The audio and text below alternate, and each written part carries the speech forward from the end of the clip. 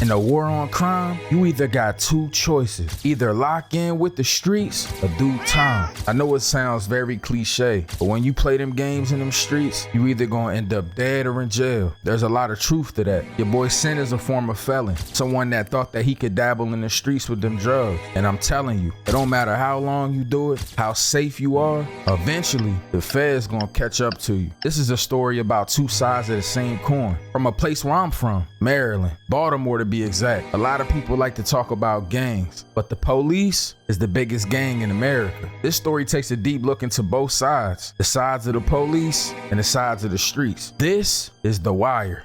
Oh my God, bro, we 20 seconds in and there's somebody dead in the street? Oh yeah, I know what time we on. This dead guy in the street's name is Snot Boogie. And this white guy right here is the main character on the side of the police, Detective McNulty. He's gonna be here a lot throughout this entire series, so strap in. But he brings up a very good point, because imagine you just going about your day and somebody just start calling you Snot. Like, bro, of all nicknames, I ain't gonna lie, when I was growing up, I had a really funny nickname. All of my friends called me Z-Man. And then one day I asked my mans, like, hey, yo, why y'all call me Z-Man? And this dude told me, well, your mom's white and your dad's black. You were half and half, like a zebra. But we just started calling you Z-Man. And right then I realized that in them streets, you gonna get some dumbass names. Anyways, though, allegedly, this man Snot got smoked because he ran off with some money in the crap game. But honestly, I feel like it's deeper than that. So does this guy talking to McNulty. The Snot, he do that every week. And they just beat him up, you know, take the money back. But they never kill him. There's something deeper to this murder. And maybe we'll figure it out. Shit. But who knows though? Now this big beautiful black man right here with my homie McNulty is Bump. That's his partner. Now for some reason, McNulty likes to go to the courtroom and watch cases. But this is a big one right here. One revolving around D'Angelo Barksdale. Somebody that's very important. He's a nephew of the main drug lord around town, Avon Barksdale. There's a lot of characters in this series, so I'm going to try to keep y'all up to speed. Now this guy in the back played by Idris Elba, that's the GOAT, Stringer Bell. He's kind of the money man, you know. He's kind of the guy that moves pieces around, you know, does the smart things in the streets, sets up the organization. Avon, he's the head of things, the money guy. D'Angelo, he's kind of a soldier / executive. I mean, he trying to move up in the game, but he doing dumb shit like this. You see this moment right here that he's in court, the reason why he's in here is because he got into it with a guy in their own building and had a gun on him and still was getting his ass beat. Yo, imagine how bad you gotta be with the hands to get your ass beat by somebody and you got a gun on you. Man, I would have straight up the tool on this dumb ass. Anyways, they had 2 eyewitnesses and they done paid both of them off or scared them. Either way, they made both eyewitnesses recant their statements in court. So obviously my man D'Angelo beat them up in charge. Bro killed the guy and beat him murder. Kind of easy to beat murders back in those days. Wasn't cameras everywhere. Wasn't a bunch of people all around. I mean, shit, all you gotta do is make sure the weapon gone or the body missing, no witnesses, you pretty much could get away with anything. Nowadays, they got satellites everywhere, cameras, you ain't getting away with nothing. Anyways, Shorty got on the stand and said, yeah, I did think I saw him, but it was a guy that looked like him. And I know it ain't him because he came into the building a week later. Yep, a week later. And just like that, poof. My man beat the case. Y'all probably wondering why McNulty is in here watching this court case. Well, he has this obsession with stopping Avon Barksdale. But right now, the police don't want to stop Avon. I'm going to have to explain something here because it confused me until I really started breaking it down in later seasons. But the whole police thing, it's like a hierarchy, a chain of command, if you will. There's a lot of politics involved. And in this moment, McNulty goes to this court case and then goes and talks to the judge afterwards and pretty much puts it in the judge's ear that they need to be looking into this Avon guy. Now the judge is kind of leaning hard on the police department and all of the executives there to make some kind of leeway with this Avon guy because McNulty went around the chain of command. That's a big no-no in police work. I mean, it's like you in the streets, right? Say, you know, you're a regular street soldier, you know what I mean? Blood, Crip, whatever you want to be, right? In this hypothetical. But you got your OG, you feel me? Your big homie, the guy that put you on. You supposed to go to him with any issues. But let's just say you also a family member with, you know, the guy that started the set. You are family or close to a higher up. So when you have an issue, you go to them instead because you know it's going to get handled. But now that makes your OG or your big homie look kind of,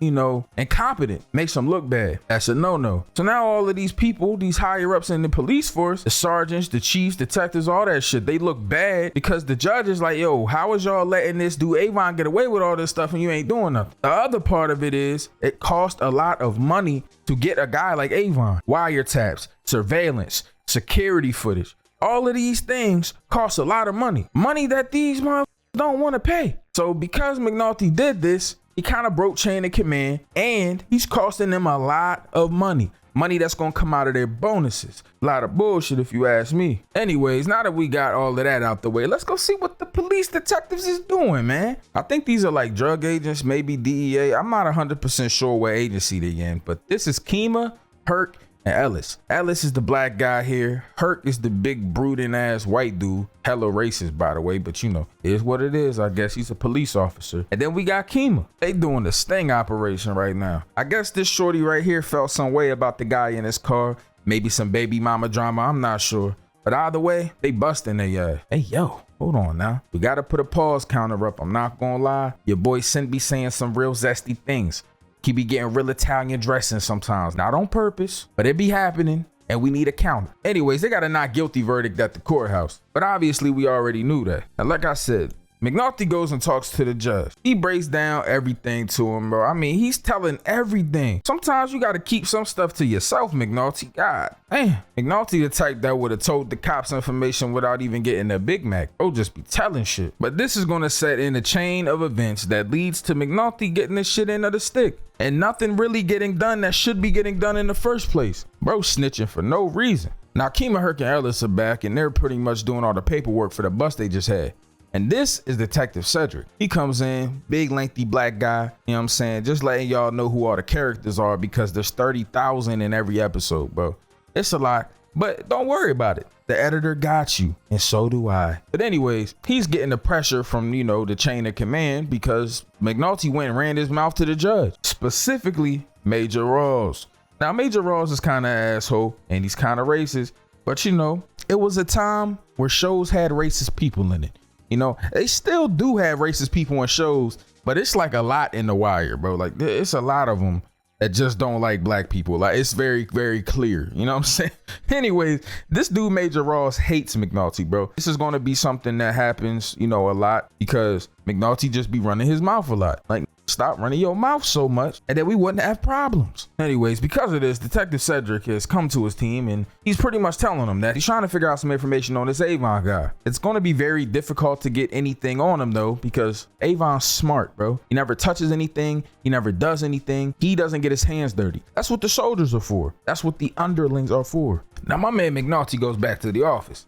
And the sergeant is telling him that his partner got a decomp. Now, if you ever hear decomp in this show, it just means a body. Somebody showed up somewhere. And it's up to the homicide police to find out if the body is of natural causes or if they got murdered. Now, obviously, if they got murdered, there's a case. If it's natural causes, then, you know, they don't have to really do anything. But before McNulty can head out, the major wants to speak to him. Yeah, you know, the major I told you that was super racist and kind of an asshole. But don't worry, though. I'm sure he has something very enlightening and awesome to tell McNulty. Hey, sit down, detective. Man, what's the problem, man? Was something wrong?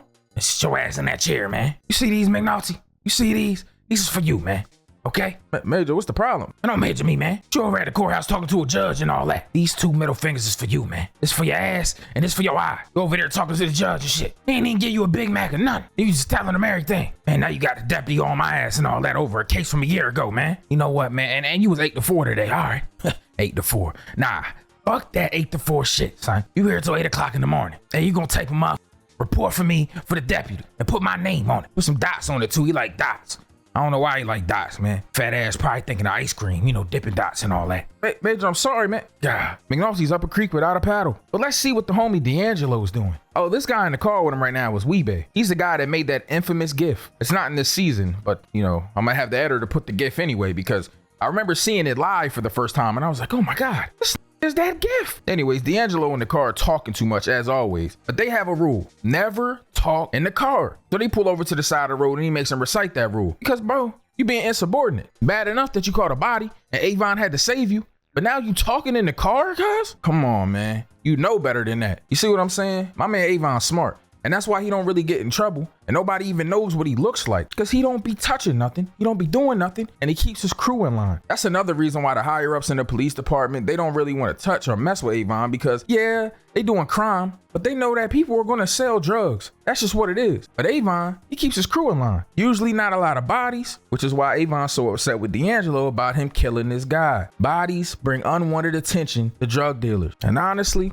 I don't blame him, bro. Shit, even the homicide detectives be saying it, bro. We know y'all gonna sell drugs. We don't care about that. We care about bodies. If there ain't no bodies dropping, then we not gonna pull up on y'all. Bodies, bodies, bodies. Him, her. All right, my fault. Anyways, Avon explains to him like, look, bro, I understand that you did what you did, but all of that costs money. You're being stupid, and I need you to get that paper back. But every time that they have some sort of, disagreement or there's an issue, Avon always shows love to his nephew, man. Gives him a hug and tells him, you family, bro. That's just what it is. Now, my man McNulty gets his report done, but the sergeant reminds him that he has to be on his A game because if he keep messing up, he gonna end up in some bullshit place. Personnel, working on the dock on the boat, something he don't want to do. My man McNulty obliges, but this ain't the last time he did something that make them mad in this same episode, bro. This dude is tripping. But let's go see what my homie D'Angelo was doing because he about to be on his A game after that talk with his uncle, right? Exactly. And that's why he's up early at the tower. Oh, fresh off the bus. He happy. Yo, how you getting paper like this? Your uncle a millionaire. You don't got no car, bro. Anyways, he sees the homie Stringer and Stringer ain't got no good news for him. Hey, young blood, check me out real quick. You got a new deal today. Need you down at the pits. Hey, you need me down at the pits? What you mean the pits, man? What the fuck is Fallout? Oh man, this nigga got me tripping, bro. Oh, I had the tower since summer. Hey man, you going? Yeah, you had the tower. Ronnie Mo down at the pits got 851 today. Now 851 in this is not a reference to the towers, yet a reference to being arrested. Basically, Ronnie Mo got booked. Getting booked is, getting arrested, getting processed, going to jail, awaiting trial, shit like that. But since Ronnie Mo got booked, this means there's a vacancy in the pits. And with D'Angelo just kinda, messing up like he did, they want to see if he can handle the tower by putting him in the pit. This is probably Stringer's idea. That motherfucker could be on his mastermind shit. You know how that go. Anyways, my man D'Angelo doesn't like this. And he asked Stringer if his uncle knows about it. You're gonna see this a lot with D'Angelo. He kind of be on some soft shit for a while, like a baby diaper. Oh, that was bars. But he's always bringing up his uncle, bro. Your uncle not gonna save you every time, my boy. Anyways, he goes down to the pits where his new job awaits him. Now, my man D'Angelo go out there, and it's time to meet some more goats. So this light-skinned dude right here, you might have seen him in a few things. This is Bodie, played by J.D. Williams. Obviously, you know who this is. This is Creed. All right, I'm just playing. I mean, it is Creed. Editor, please play the clip of him saying Naruto. Naruto, Shippuden. And this dark-skinned guy here, his name is Poop. Now, Bodie, he's more wild, rambunctious, but Poop, he's kind of laid back. He chill, but don't play with his ass. Oh my God. All right, editor, put something up on the pause counter. Don't play with his ass. It's crazy. Oh yeah, by the way, Michael B. Jordan's character's name is Wallace. Now they asked D'Angelo why he's in the pits because he was at the tower. And he tells him it's because he murdered someone. What an entrance. Hey man, wasn't you at the tower? Yeah, I was at the tower, but I murdered somebody, cuz. Now the major is telling the Cedric here that he needs to set something up with the state's attorney, homicide, and everybody. They're getting pushed down hard about these bodies, and now they gotta figure something out. But we got bigger fish to fry. Like the fact that my man Bubbles, one of the goats, that's with his white homie right here, and they got fake money, bro. They got a whole scheme. Basically, they gonna take some real money with some fake money and get some real drugs. And I'm not gonna lie, it worked this time. So they gave him the fake money, bro, and obviously D'Angelo sees that it's fake money after the fact. Too late now, though, they done ran off. This is very important because, something can work once, maybe twice, but it ain't gonna work every time. Hold on to that. Foreshadowing. Anyways, my man Cedric is going through it. He keeps getting hounded by everybody. The major, the deputy commissioner, and now he has to get together with his team, the state's attorney, and figure out how to get these busts done. Because yeah, they lose cases all the time, but this one is being talked about by a judge. No bueno. Now my man McNulty is taking it upon himself to try to figure out things, even though he needs to mind his damn business. Bro just don't learn nothing. He just think that he can do what he want, say what he want. He kind of got this holier than thou type of complex where he just wants justice to be served. And that's a good thing. Problem is, because of that, he be acting like his shit don't stink. Like he's better than everybody else. I want real justice, so that makes me better than y'all shitty ass cops. It's kind of how he moves around. And that's why most people don't like him. Anyways, he pulls up and he finds out that they got live surveillance of these niggas doing and dealing drugs. On top of that, they got real wiretaps on these. Yo, real quick. Oh, I had an ad for this video and then I got an ad in this video. So you know that I got another video, another banger. Yeah, boy. I know that y'all are going to be excited for this one. A lot of people been asking me, yo, Sin, you covering this, you covering that. Is you going to cover video games? Well, here you are. A new channel, Sin Knows Games. And we doing a full commentary comedic breakdown of the entire timeline in every single game in the God of War series. Oh yeah, that's right. So if you see this little eye, click that or go to the pin comment or description and go run that video up after you get done watching this one. You feel me? All right, love you guys. Bye. Bro was getting too many bad ideas, man. Bad ideas that cost money. Now, the next day, remember I told you to hold on to the fact that that fake money shit wasn't going to work all the time. Well, the white boy decided that he was going to try to run it again. But my man Bubbles told him that he was green. Bro insisted that he was brown, like some poop. Bro think he Mr. Hanky. Anyways, my man D'Angelo comes over and the white boy apologizes, bro. Basically begs for forgiveness. Dude, I'm sorry, dude. I'll do whatever you need me to do, bro. I'll suck you, man. Now, obviously, my man D'Angelo wasn't trying to hear that because he walked off and they got the beating the shit out of this white boy. Anyways, my man Cedric met with homicide and the state's attorney and some of his people. And they're basically trying to set up a team that's going to go after Avon Barksdale and the whole hood. Now, my man McNulty's trying to explain to Cedric that they're going to need more than the basics to get this done. Surveillance, mics, wiretaps, a bunch of stuff that costs money. Money that they don't really have. See, the problem with this whole thing is that if they do bust this guy, Avon, hey, yo, pause counter 3, that the community is going to be like, yo, why is y'all just now addressing this? And it's been going on this long. It's going to look bad for them politically. PR nightmare. Something that they're trying to stop. Now, Cedric does not fuck with McNulty because he doesn't follow the chain of command. He doesn't listen. Just does what he wants. Now, my man D'Angelo's trying to explain to Stringer why and what exactly happened. But Stringer ain't trying to hear that shit. Bro, you did what you had to do. I had to send a message to him. But my man D'Angelo doesn't understand why they had to beat his ass like that. D'Angelo's going to learn, man, that in this game, violence, it might not be one of those things that you want to happen, but it's like a necessary evil. Can't let people play with you. Bro, play with you is crazy. Put the pause counter up. God. But my thing is, man, it's a necessary evil though. Like I said, they play with your name. Not everybody's doing the same thing.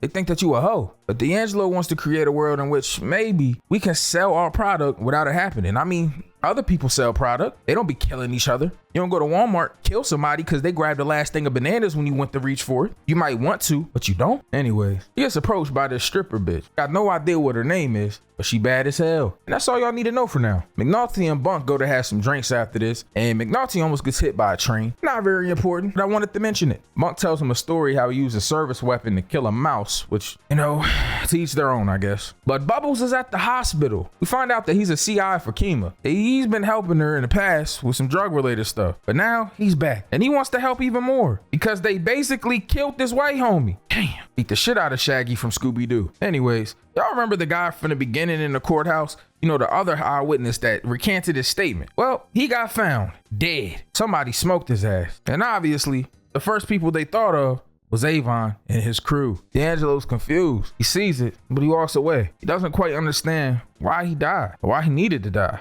I don't blame him. And that's the end of episode 1. Now we're on episode 2. Find out that this guy's a 41-year-old maintenance man. Bro just trying to make a living, man. Good time, anytime you need a pen. All right, my fault. But they don't quite understand why kill him after he testified. I don't really get it either now that you think about it. I mean, the dude already went to court and he told him he ain't see shit. Why'd you kill him after that? Now we're finally beginning the cracking of the case where the team gets together. Cedric, Kima, Ellis, Hurt, this old white guy. I have no idea what his name is, but I'm just gonna call him old generic white guy. But obviously this team was not supposed to be a good thing. It was kind of a punishment. They done put these niggas in a wet ass basement. They giving them the Harry Potter treatment like they live under the steps or something. Ain't nothing down there working but this telephone that's ringing. Now while they're all settling into the new city spot, I mean McNulty is having a discussion with the judge about why he put him up to dry like that. How did you get on the phone and tell them that I'm the one that said that to you? Now the judge explains to him that times have changed and obviously he's not a prosecutor anymore, so he had to be specific about everything that happened with that conversation. It just put McNulty in a bad place. Like when he went to the underground hangout that they all have decided that they're going to be in, like they're the Teenage Mutant Ninja Turtles. This douchebag right here is Officer Prespaluski. He's kind of an asshole. He redeems himself later on in the seasons, but in season 1, he's the worst. Like right now when he let his gun off in an underground building just to hit a wall. I mean, he didn't do it on purpose. He still had one in the head, but he forgot about it because he's a idiot. Anyways, Officer Cantrell sent them over. Well, he sent them to casualties first, but then he left from casualties to there. which they're all surprised by. So I'm assuming that casualties is a good place to be. Anyways, after this douchebag does this and gets a scolding, Cedric goes to the state attorney and starts complaining to her about him and about the situation that they're in. He wants the state's attorney to intervene, make the situation better for him. But obviously, she doesn't want to. It'll come up later though. But in the meantime, Ellis, Herc, and Kima are on top of a roof like they're in Sly Cooper or some shit. And she's taking pictures of Bubbles putting hats on people's heads. Right now, you don't know why he's putting hats on their heads, but it will become abundantly clear in the very foreseeable future. But before we learn about that, let's go see what McNulty and Bonk are doing. Oh, they're harassing black people in the hood. Now they're finally acting like regular, everyday cops. Wow. Man, what the hell do y'all want, cuz? Hey, man, don't even worry about it, man. Listen, I gotta holler at you real quick. Yeah, we gotta talk to y'all, cuz. Man, why you sound like you got a softball in your throat, you fat? Take money. It's ironic I said that, you feel me? Cause cause you built like Biggie Smalls, you feel me? Man, listen, man, we don't even care about y'all selling drugs, man. We the murder police. Now, why the hell did that dude just die recently? Need some info, man. Now, we find out that basically anybody that he puts the red hat on is a player. Somebody that's involved in Avon's drug business. It's pretty simple though, put the red hat on, take a picture of him. Pretty self-explanatory. Anyways, my man D'Angelo gets taken in. The homicide police, I guess they want to take him in for some questioning about the witness. And that makes sense because, this dude is the witness to the case. That was a murder rap that D'Angelo beat. That's a little bit too coincidental, I'm just saying. Anyways, Kima runs off because she sees something that seems a little bit off. But she gives Ellis the camera and tells him to keep taking pictures. While that's happening, my man Cedric is begging this police officer to take Prez Beluski back. Please, please. You know that dude trash. Anyways, all the higher ups are talking to Cedric at this point, and things are hitting the fan. Cause somebody done called over talking about, yo, his witness done died. It seems like every time something gets under control in this show, something else hits the fan. While all of this is happening though, let's talk about this very up system that we have set in place. My man D'Angelo was in here getting a bunch of questions asked. They shouldn't even have him here because they don't even got no charges on him. They hold him here for nothing. They in here gaslighting him, trying to make him feel like this dude that died is his problem. Talking about how he got kids and he was just a worker, man. He was just doing his best and y'all killed him. It wasn't enough to beat the murder. Y'all had to send a message to him. Why can't y'all sell the shit and walk away? Nobody else kill each other when they sell things. Basically, they're trying to trick him into giving them information that he shouldn't be. They put a piece of paper in front of him and they're like, hey, look, man, if you're not going to admit to the fact that y'all killed him, at least write an apology to his kids. Number one rule of interrogation, don't answer any questions. As soon as you get in there, ask for a lawyer, bro. You should have learned that on first 48. They got this man in here looking crazy right now. Look at him about to cry, bro. I told you, soft as baby shit. Man, I ain't got nothing to say, cuz. Man, just say what's in your heart, man. At least apologize to them kids. Yeah, at least apologize. You look like a milk dud a little bit, cuz. With veins in the top of his head. You look like a veiny dick, D'Angelo. Man, what? But thank God Stringer was there earlier when they took my man D'Angelo away from the pits because he got the lawyer to pull up on him. And obviously the lawyer was not trying to hear that shit. Man, stop writing right now. Oh my God, just shut up. This is a problem now, man. You talk too much. Bro even got the lawyer talking crazy to him, bro. How you got an employee talking spicy to you? Now back at the super headquarters of the Teenage Mutant Ninja Turtles. Okay, everybody, we're here to talk about this case and how we gonna do things. Yeah, okay, so basically, when we're on the streets, we got 9 different cases that we're gonna have to work through. Right. So we out there, you know what I'm saying? We doing part. Herc and Ellis, the 2 white dudes nobody cares about, and Kima and Lester, you know what I'm saying? And McNulty. I ain't gonna lie, bro, I hate your ass. But that's besides the point. So they got a whole game plan together at this point. Now Avon and the gang are having a little get together after this, a little party. Some barbecue ribs, soul food, and D'Angelo shows up with his girl and his kid. The first time that we see that he has a girlfriend and a kid. I don't know why it wasn't mentioned at all in the first episode, but I guess it wasn't important yet. Anyways, this girl was bad as hell, and someone else also thinks that she's bad as hell. Foreshadowing. Now back at the sewer pipe, my man Bubbles is in there breaking down everything to Kima and to McNulty. McNulty finds out, for the first time that he's a CI, and he's been helping him with these hats, little hat gig. Showing people who's who. Tells them about the muscle, the players, and everything. But before he can leave, he needs a little, pick me up. So my man McNulty gives him $20. Sheesh, $20 to a crackhead? That's a lot. Anyways, at the get together, Avon and D'Angelo are having a conversation about what happened. Once again, having a disagreement. And Avon's trying to explain to him, hey man, stop being a soft ass and don't write nothing to no police. He tells D'Angelo, even if you had anything to do with this, or even if we didn't, we'd have a reason to. or a reason not to. But that has nothing to do with you, D'Angelo. This ain't your problem, bro. Just don't be writing shit. And I feel him. I mean, you shouldn't be writing down the police anyway. Can't trust they ass as far as you can throw them. But speaking of douchebag police, let's see what douchebag Hurt Ellis and Presbalewski are doing. Oh, they're gonna go mess with people at the towers. Look at them, bro. They putting people on the ground and shit, searching people's jean pockets. Yo, pull your pants down, man. Pull your pants down and get on the ground, man. Now, while they're doing all this, the people at the towers, they don't like it. So they get to start throwing shit at these, bro. Throwing bottles at them. Yo, someone threw a TV out the window at these, bro. Now, the reason this happened is because Presbalewski went too damn far, bro. My police brutality case. Some kid walks up, bro, and this man Presbalewski pistol whips him in his head. I gave him a contusion, concussion, all types of shit. That motherfucking kid is up because of Presbalewski, dumbass. A lot of bad things are happening, bro. They done got attacked at the towers. A car got destroyed. McNulty, he talking too much. They done put a story about this witness in the paper. Oh yeah, it's over with, bro. McNulty about to get cooked. Presbalewski about to get cooked. Now this dude Cedric is losing his mind, bro.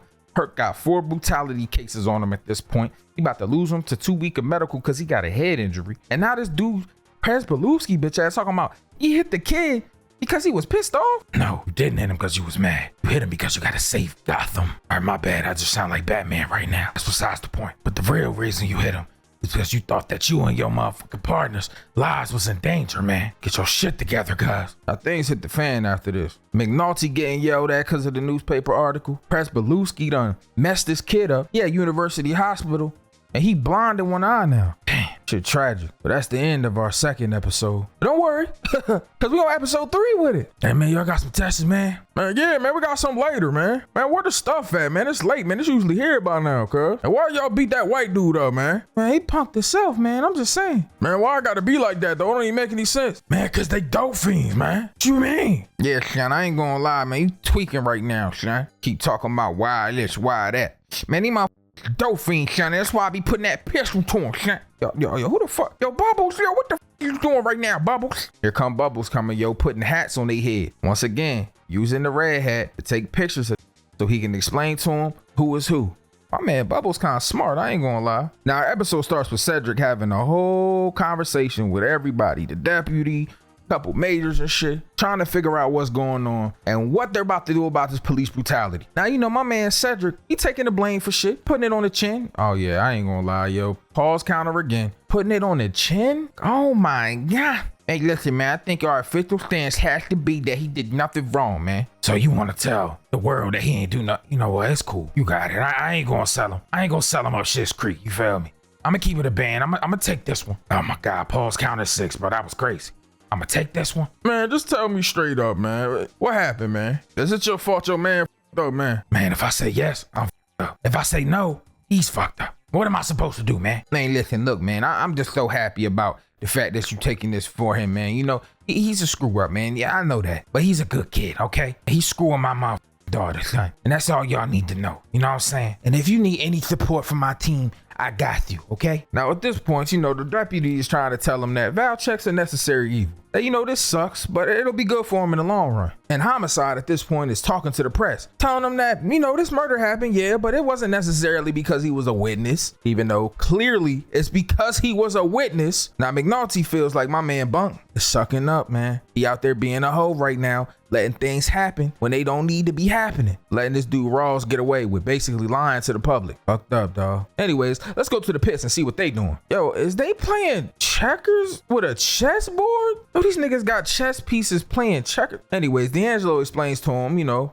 what chess is. He tells him and correlates the pieces to the guys in the streets. The pawns, the soldiers, Avon the king, Stringer Bell, the whatever the PCUs, maybe the knight, I don't know. Either way though, it was a pretty good way to explain how chess works. Your boy Sam be playing chess sometimes, you know what I'm saying? And by playing chess sometimes, I mean, I've only played a few times when I went to jail. Now we find out that McNulty's partner, the one of the white guys that nobody cares about, is the eyes and ears for Major Rawls. He's the person listening to everything and basically giving information. He's a snitch. Can't stand them motherfuckers, man. Anyways, back at the Teenage Mutant Ninja Turtle hideout, we find out that this man Avon Barksdale on the west side, you know, projects, had his name placed under a white guy, bro. Oh, tweaking. Anyways, they got some information from a CI that he used to box Golden Gloves. Now, Lester hears this And boom, just like that, we got our first connection. Something that might actually help us. He heads over to a boxing gym where he probably knows a few of the coaches. He's to ask them a couple questions, trying to figure out about him. Hey man, I got a few questions for you, Mac. Now, while he's doing that, Kima and McNulty go over to the FBI, get some information on this Avon guy. And he shows them video surveillance of a drug bust happening. Something that they might be able to do. Now, back at the projects, they finally got the red tops in. Finally about to give them some of that heroin. You feel me? I said crack earlier. I don't know why. Maybe it's because I've been watching a lot of Snowfall recently. But I think they sell heroin. Anyways, this character right here, the GOAT. This is Omar, bro. The GOAT. And that's all y'all need to know for right now. Jesus, this man is the GOAT. My God. But anyways, they're doing surveillance on things happening at the hood, trying to figure out where the stash spot is. And they found it. It's about to be bad. We also find out after this with a conversation with Kima, McNulty, and Bubbles that Kima, she's gay. I mean, we already knew that. We seen her with her wife. But McNulty finds out for the first time. She says, she gay, but she look like she could go either way. Shit, I ain't gonna lie. Kima, you not my type, but you is bad though. You feel me? I ain't gonna disrespect no black woman. Now my man D'Angelo goes to turn his money into Stringer. Motherfucker made 24 bands today. One ain't check day. Sheesh. Making a whole lot of bread. Things are finally starting to look good. My man D'Angelo, he over there turning some good paper in, but he learns a valuable lesson. The heroin gonna sell no matter what. If it's weak, they can come back and buy it double because they need that shit. If it's strong, it's still gonna sell. Stringer says this forever, but we all know that that's not the truth. When you saw that heroin, you gonna get indicted. It's only a matter of time. Anyways, back to the Teenage Mutant Ninja Turtle hideout. My man Lester come back and he gives them a poster with a picture of Avon on it. Oh, okay. So now they know what my man Avon looked like. Oh yeah, I forgot to mention that D'Angelo hooked up with that stripper bitch. She got all irritated because he ain't buy her no drink. As soon as he put the money down, she started perking up. That's how these shorties be nowadays, man. Shit sad. Now on top of them knowing that, what Avon looks like, they even got one of the detectives going undercover. And my Bubbles doing their thing. They learn in this little scenario that things are going pretty smooth out in the hood. See, Bubs and the detective is out there doing hand to hand. And they realize that you don't get the money to nobody important and you don't get no drugs handed from nobody important. Basically, they running a pretty tight ship out there in the hood. You ain't gonna catch nobody slipping. But none of that mattered. I mean, they got purchases, hand to hands, pictures of it. But I don't really care about none of that shit. What I do care about is that my man Omar, he about to pound. But they go back to headquarters, man. They breaking everything down. They having conversations and they realize that all this bullshit happening is just the lieutenant trying to gut the case. Basically, get a few arrests, get the judge off his back, bury the case after this. That's the whole point they're doing this shit. And McNulty doesn't want no parts of it. Obviously, Kima, Lester, all of them, they got to do what they got to do. My man McNulty, he like, that I ain't doing it. So we dip off and he pops over to the state's attorney house, to complain about things, to try to make this whole case thing not be buried, to fix it, and to also fix her. Yep, him and the state's attorney are having an affair. That's why his wife's hounding him so much, and that's why he can't see his kid as much as he wants to. Bro, screwing the state's attorney. Shorty got the body of a teenage boy. Now at first, she tries to resist, but after that, they have sex anyway. Bro up there humping. It looks like two chicken thighs are up there rubbing together doing the line dance. Now back at the hood, things are about to hit the fan. D'Angelo decided that he was going to go to carryout, get something to eat. But Omar witnesses this and knows that it's his time to pounce. So when they go back to the stash house, man, get your ass down, man. Hey, where it at, man? I don't know what you're talking about, man. Where it at, man? Fuck! Shoot him dead in his knee. Oh my God. Omar, please don't shoot the little kid, bro. Don't shoot the little kid. Hey, where's that, man? It's in the kitchen under the sink, bro. Hey, go get that. So we send this man in there to go get that. In the kitchen under the sink. Now this light-skinned dude right here, you probably thinking this is Omar's partner. Nope. I mean, Omar is gay. Yep, that's right. The coldest in all of fictional history is gay. My man Bodie in there mad as shit. They just got super robbed. Whole time D'Angelo was at carryout. Now Bubbles witnessed the whole thing, so he tells him what happened. Man, he saw him getting jacked. Yeah, that's what happened. Hey man, listen up, man. We about to go through this bus, man. Hey, what's with you, McNulty? Nothing. Hey, come to my office, man. I'm not going, man. I'm not jumping out there so you can gut this case. Man, if you felt like this, why don't you call in sick, man? I'm not gonna help you gut this case, man. You wanna pretend to be police, you can. Man, they even let this dude Hurt go, even though he's supposed to be on medical. They ain't let Presbeluski bitch ass go. He be out here pistol whipping kids. Now my man D'Angelo gets his ass handed to him. Pause counter. Because they looking like some hoes. Now while Weebay is snapping on him about the fact that they look like some hoes, all the police pop up. Time for drug bust. But don't worry about it. They switched the stash spot. So they did all of these drug busts for nothing. Bodie ended up hitting the cop, which is not good. But besides that, man, they switched the stash spot. So they didn't find a damn thing. Can't make no bust if it ain't no drugs found. Ain't no drugs found. Ain't no bread found. Ain't no guns found. Y'all niggas ain't got shit. Now they make a few arrests, I don't know why. Now after they do this drug bust and they get nothing, McNulty ends up meeting another police officer who tells him that Cedric Daniels is dirty. Yep, that's right. This guy's got dirt on him. We're going to take it to internal affairs, but they never did. And just like that, episode 3 has ended. Now on to episode 4, but we have Hurt and Ellis doing something really fucking stupid. A lot of y'all probably aren't going to understand this scene, and it took me many rewatches to finally understand what this meant metaphorically, but also exactly what was happening. So Herc is in here trying to push a desk through, right? Trying to get it to the other side of the room. But he feels like it's stuck on something or it's wedged in the doorway because he can't get it there. Lieutenant Cedric comes in, McNulty, everybody, and they all try to help Herc get the desk in. But the problem is, and what I realized after Herc says we're never gonna get it in and everybody is like tripping, I also would have been tripping because I'd have been like, hey, yo, what you mean we ain't never gonna get it in? But I realized that they didn't understand that he was trying to get the desk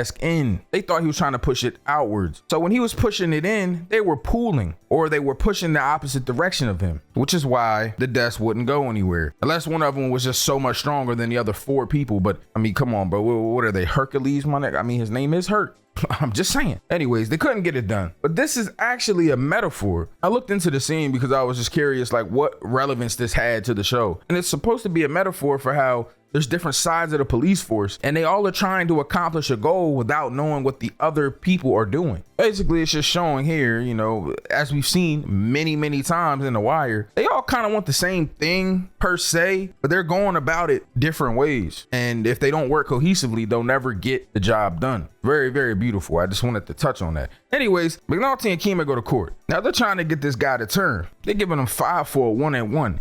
Which is kind of crazy, but it makes sense when you look at his rap sheet. But McNulty says it shouldn't even be called a rap sheet. That shit should be called a rap book. And I ain't gonna lie, many pages as he's turning, look like bro got a lot of charges. But he ain't telling. They tried their hardest to get him to turn on Avon. But as soon as they mentioned Avon's name, bro just started laughing. You know he not snitching. He said, all right, fuck it. I'll take it. They thinking he trying to take the deal. No, he said he taking them years. Bro is the real definition of a real ass nigga, bro. No telling. No snitching his bone. That shit ain't in his DNA. Bro said he taking them my years, you feel me? Anyways, my man Bodie wakes up finally after getting destroyed. Remember last time he hit a cop, so we ended up getting beat up in the pit. He got arrested for that, but he's a juvenile. So they take him to a juvenile detention center. He wakes up there. My man is not trying to stay around in no juvie. So what does he do? He sees a mop. He just grabs it and acts like he's the janitor. I never seen nothing like this in my life. This man Bodie just walked out of juvenile detention. Bro moving Aki. I mean, imagine you wake up, you got a big dude just looking at you talking about, damn, they whooped your ass, cuz. Then you find out that you in there with a bunch of DC people. It ain't even nobody from West Baltimore in there. Basically, you have 2 choices at that point. Either you stay there, you probably get in a fight every single day with all these dudes in there knowing you from West Baltimore grilling you, or you dip out. And my man Bodie said, I'm leaving. I ain't never seen nothing like this. They ain't even had nobody watching the door. Now Ellis and Herc, they trying to use this leverage to try to flip Bodie. So they pull up to the boys' village. But as soon as they get there, my man already leaving hitchhiking. Bro already dipping. Anyways, let's see what my man McNulty and Bunk up to. Well, it seems like that body that D'Angelo claimed that he was telling Bodie, Wallace, and Poot about finally came up. It looks like Bunk and McNulty are gonna go check up on it. Now remember, my man D'Angelo said that he did the body. But I'm gonna be honest with you, he probably didn't. I mean, even in that moment, you could see Bodie's face. He don't even believe this man. What probably happened is he was there. But Weebay or Bird are probably the ones that actually took the shot. In all honesty, they probably used D'Angelo as some sort of distraction. You know, that's probably all he good for. Bro's off his baby shit. I keep saying that, but I mean, it's just the truth, bro. You can tell he's not really made for this life. Now, Kima and Bubs, they doing good CI work right now. They patrolling the city, bro in the back smelling like earring backs, fungus, cheese curls, pork grinds, chitlins, and heroin needles. Anyways, Kima's late to her class, so she decides to get somebody to patrol for, dip out, you know. But let's go see what my favorite gay dude is doing. Omar. He's sitting there with that pretty ass Hispanic. Bro got the swag of Cisco. That don. Man, Omar be taking care of the projects though, man. Look, Shorty came up with the baby. Talking about her check income, man. Told the corner boy take care of her. Okay. You know what I'm saying? Putting the dope in the veins of the people with kids. We love to see that, Omar. You know what I'm saying? Creating a new generation of drug users, man. We love it. I mean, shit, I know I'm being sarcastic right now, but Shorty gonna get it one way or another. Whether it was from Omar or from somebody else. Anyways, Kima took Bubs with McNulty. So they rolling together for the time being. But Avon meeting with Weebay, Stink, and Stringer about what they gonna do about Omar. He said he want to make a display of him. That everybody in the world know what's going on with him. But Stank tell him that, yo, my man Omar, he gay. I mean, he actually didn't use the word gay. He used a slur, But you know, it's 2002, so they just be saying whatever on TV. So my man Bubs is with McNulty, and he ends up taking him to a little soccer game where his kid at. You know his baby mom be tripping. We talked about that already. Bro need to go to court and get that figured out. But you know he probably won't. At least not willingly. Anyways, my man Bubs gets dropped off in the hood after that. It's cool that McNulty showed him a different side of the world though. You feel me? I know he was happy to get away from them project. Anyways, back at the pits, my man Bodie finally showed back up. And bro look crazy right now. Now earlier I explained that D'Angelo talked about a body. And I'm gonna be honest, I've been watching these episodes so rapidly, back to back for a matter of fact. Hey, hold on, that was bars. That I think I jumped the gun a little bit. See, D'Angelo tells Bodie and Wallace and Poot about the body.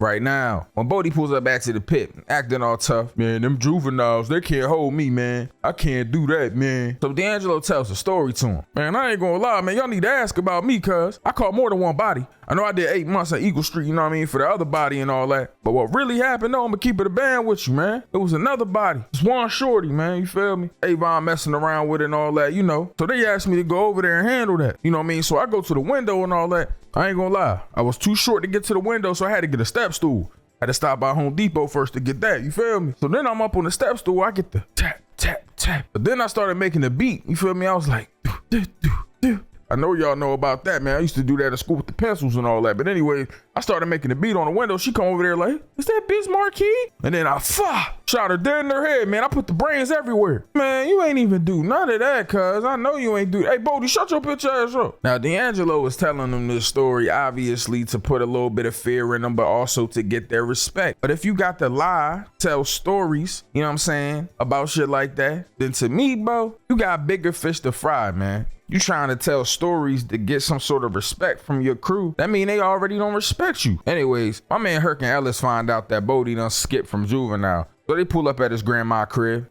Now they bust up in the grandma crib, they get to tripping. They go in there, busting in there, cussing and all that. Man, it was so bad, my man Herc had to apologize to her. Hey man, you know, I just want to say I'm sorry for how things, you know, happened, how I busted in here, cussing and all that. I know I sound like Mike Tyson right now. You know, baby, when my Preston came to me, he was 4 years old. And back then, I knew he was going to be a big old baby. He was already 5'3" at 4, eating up all the food in the house, eating all the goddamn snacks. Now, man, I'm gonna be honest with you. I don't really give a fuck about all that. Just tell him to call me if he sees. Just tell him to call me if he comes by. And if he don't call and we see him, we beating the shit out of him, okay? What? Back at the Teenage Mutant Ninja Turtle headquarters, Pespaluski done picked the phone up. Says it's a judge for McNulty. You know, every time this judge called, my man McNulty getting more and more trouble, man. Now, Jimmy McNulty's sergeant goes to go talk to the major. You know, this isn't gonna go well. So he goes in there and he's telling him about how he was beating his meat last night, all 4 inches of it, which I really don't believe, honestly, bro. He probably looked more like a 2.5 to me, you know, but that's just me. That's just me. I'm saying he's white and his belly is in the way. So it's like, it's probably maybe 2 inches. You know what I'm saying? Genetically, he's already predisposed to little shrimp syndrome. You know what I'm saying? But that's just me, I guess. You know what I'm saying? Put the pause counter up too, you know, editor, because that is kind of pause me talking about another man meat. But that's besides the point. Anyways, he gets to talking to the major about how he feel like, you know, McNulty, you know, he's addicted to himself. He's got a problem. You know, he needs some help. And he's basically trying to persuade him to let him come back. And the major's like, look, man, if he wraps that shit up in a week and he comes back home, it's back on detail, I'ma just give him a clean slate. And we all know that that's not gonna happen because McNulty is addicted to himself. He's holier than thou. We know that, bro. But he does want real justice. And that's why I fuck with McNulty, man. A lot of people, they hate on him, bro. They be online talking about McNulty's annoying. McNulty's a goody good. McNulty this, McNulty that. But you know what? At least McNulty's standing on something, bro. You know what I'm saying? At least he's standing for something. Now, keep my home with her little shorty and all that. And I thought that this moment was going to be irrelevant. But eventually she looks at her cell phone bill, which, you know, she can see all the incoming calls coming in on the cell phone bill. So it's going to be important, you know, when they get to talking about the wire, trying to get the wiretap on everybody and everything. I thought it was going to be one of them scenes where it's like, okay, what is this, some fluff? But then I realized that this show was so intricate that there are no wasted moments, bro. Everything has a meaning. Everything is important, man. Anyways, back at the pits, bro, they trying to break the security cameras they done put up. Bodie throwing rocks at it and shit. Now, my man Lester found the number when they did that bust a couple days ago. You know, the one they did and they didn't find nothing. He found it on the wall and it said D under it. So he used it. He called it and he realizes that it's for D'Angelo's pager. He goes to the payphone, calls the number back, and obviously, you know, it goes nowhere because Lester is just testing him. But still, But now we know two important things: D'Angelo's pager number and how the wiretap is going to work with all the incoming calls coming in. It's a good thing, man. Yo, look at this drunk ass dude in the next scene though on the steps, bro. He trying to take his man's advice. Bro told him to go on the steps and have a little accident so he can get his pension. This man drinking too much, man. He got an alcohol problem now. Bro lost his partner, started losing his mind like his partner is bitch or something. Anyways, in the next scene back at the sewers, they get to talking about the wiretap, how everything will work. You know, basically trying to express to Cedric how important it is to get this wiretap running. And basically they're telling him like, look, man, we need the wiretap. Following them around isn't going to do nothing. But if we get on the rooftops, you know, get a visual on them, see him on the phone, we can listen to the wiretap, use it for evidence. If we can use that, we can find out when they making their drops, you know, follow up the chain of command until we eventually, hopefully, get something on Avon Barksdale. Now, the combination of this and my man Lester coming through with that D, yeah, hey, yo, that was crazy. Put the pause counter up. Basically made everything sweet for him. So they're gonna get their wiretap. Now, my man McNulty and Bunk, they go check out that shorty that died. You know, the one that D'Angelo was bragging about killing. Yo, look at these old ass people walking around, man. But anyways, McNulty talks to Bunk about Lester, and he finds out that man used to be homicide, but now he with narcotics and shit. We're gonna find out more about this soon. But anyways, this scene is infamous in the Wire community, bro. This is the scene. Now, obviously, I had to censor all of those F words. But anyways, the whole time that they're trying to figure out everything, the trajectory of the bullet, etc., they're just saying the F word over and over again. It's kind of funny. But anyways, the story kind of adds up with what D'Angelo was saying. Somebody shot her through the window. The bullet ends up hitting the refrigerator. They find the casing, go outside, find the bullet itself. Now they got enough to find out what gun was used. Now, we will eventually find out that it was Bird that actually took the shot and got her up out of here. The reason that we know all of this will come up later. Don't worry about it. But just know D'Angelo was lying and did not shoot no girl. Anyways, after this, my man McNulty pulls up on Lester and he gets to talking to him about being police and how he does a good job. We find out that my man Lester been working at a pawn shop for a while. You know what I'm saying? He used to be homicide. And eventually, he got bamboozled, man. He was pushing a case that they were telling him needed to be gutted. And then it started making sense to me that this man Lester is basically a foil to McNulty. You know, he's what McNulty could be if he actually played by the book and, you know, cleaned himself up. No drinking, no cheating on his wife, you know, actually focused on the job, being diligent. Lester is what McNulty could be. And that's why I feel like Lester is the best detective in all of The Wire. That's just my opinion. Some people might disagree and say McNulty's better because he has, I guess, better peaks, you know, glimpses of greatness. But it's like, you gotta ask yourself, you know, would you rather have somebody that's always gonna give you 20 points, 10 assists, maybe, you know, 10 rebounds every single game, no matter what? Or would you rather have somebody that maybe, you know, every third game he gives you 40? Honestly, me, I'd rather have a consistent ball player. That's just me. Pause counter though, that was crazy. Consistent ball player? Hey, yo. But that's what Lester is, man. He's gonna give you buckets, rebounds, assists, maybe a steal or two, dang near every game. McNulty, he's gonna give you about 6, 7 points every other game, and then 40 on every fourth or fifth game. You know, that's just kind of how he is. Now, my man McNulty, he is lit after this. End up going to Kima house asking her how the day went. Lonely ass.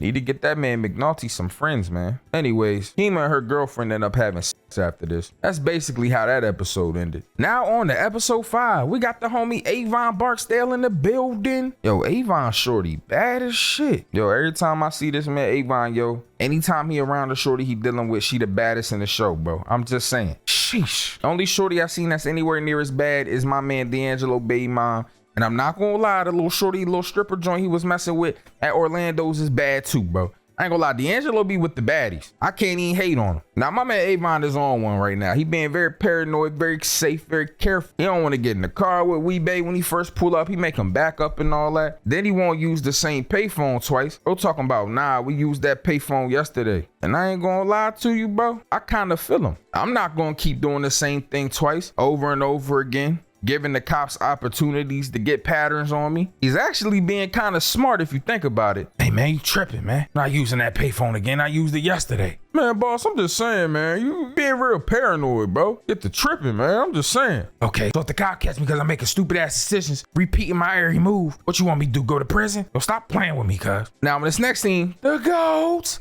Omar's in the building, man. He's trying to get another situation under control. And by that, I mean he's about to rob somebody again. You got him, his other mans, and Enrique. I'm gonna be honest, I don't know that dude name. I think his name is Brandon though. I'm gonna keep it a Ben. I don't really remember, bro, but that's besides the point. Anyway, they about to rob somebody again. You know it's about to get serious. Now the judge pull up back in the sewers, man, with the Teenage Mutant Ninja Turtles and Master Splinter, and they decide that they about to sign up for this wiretap. Bro gave my affidavit for it and everything, man. Sworn them in, and now the wiretap is up. Yo, here come this dude Omar though.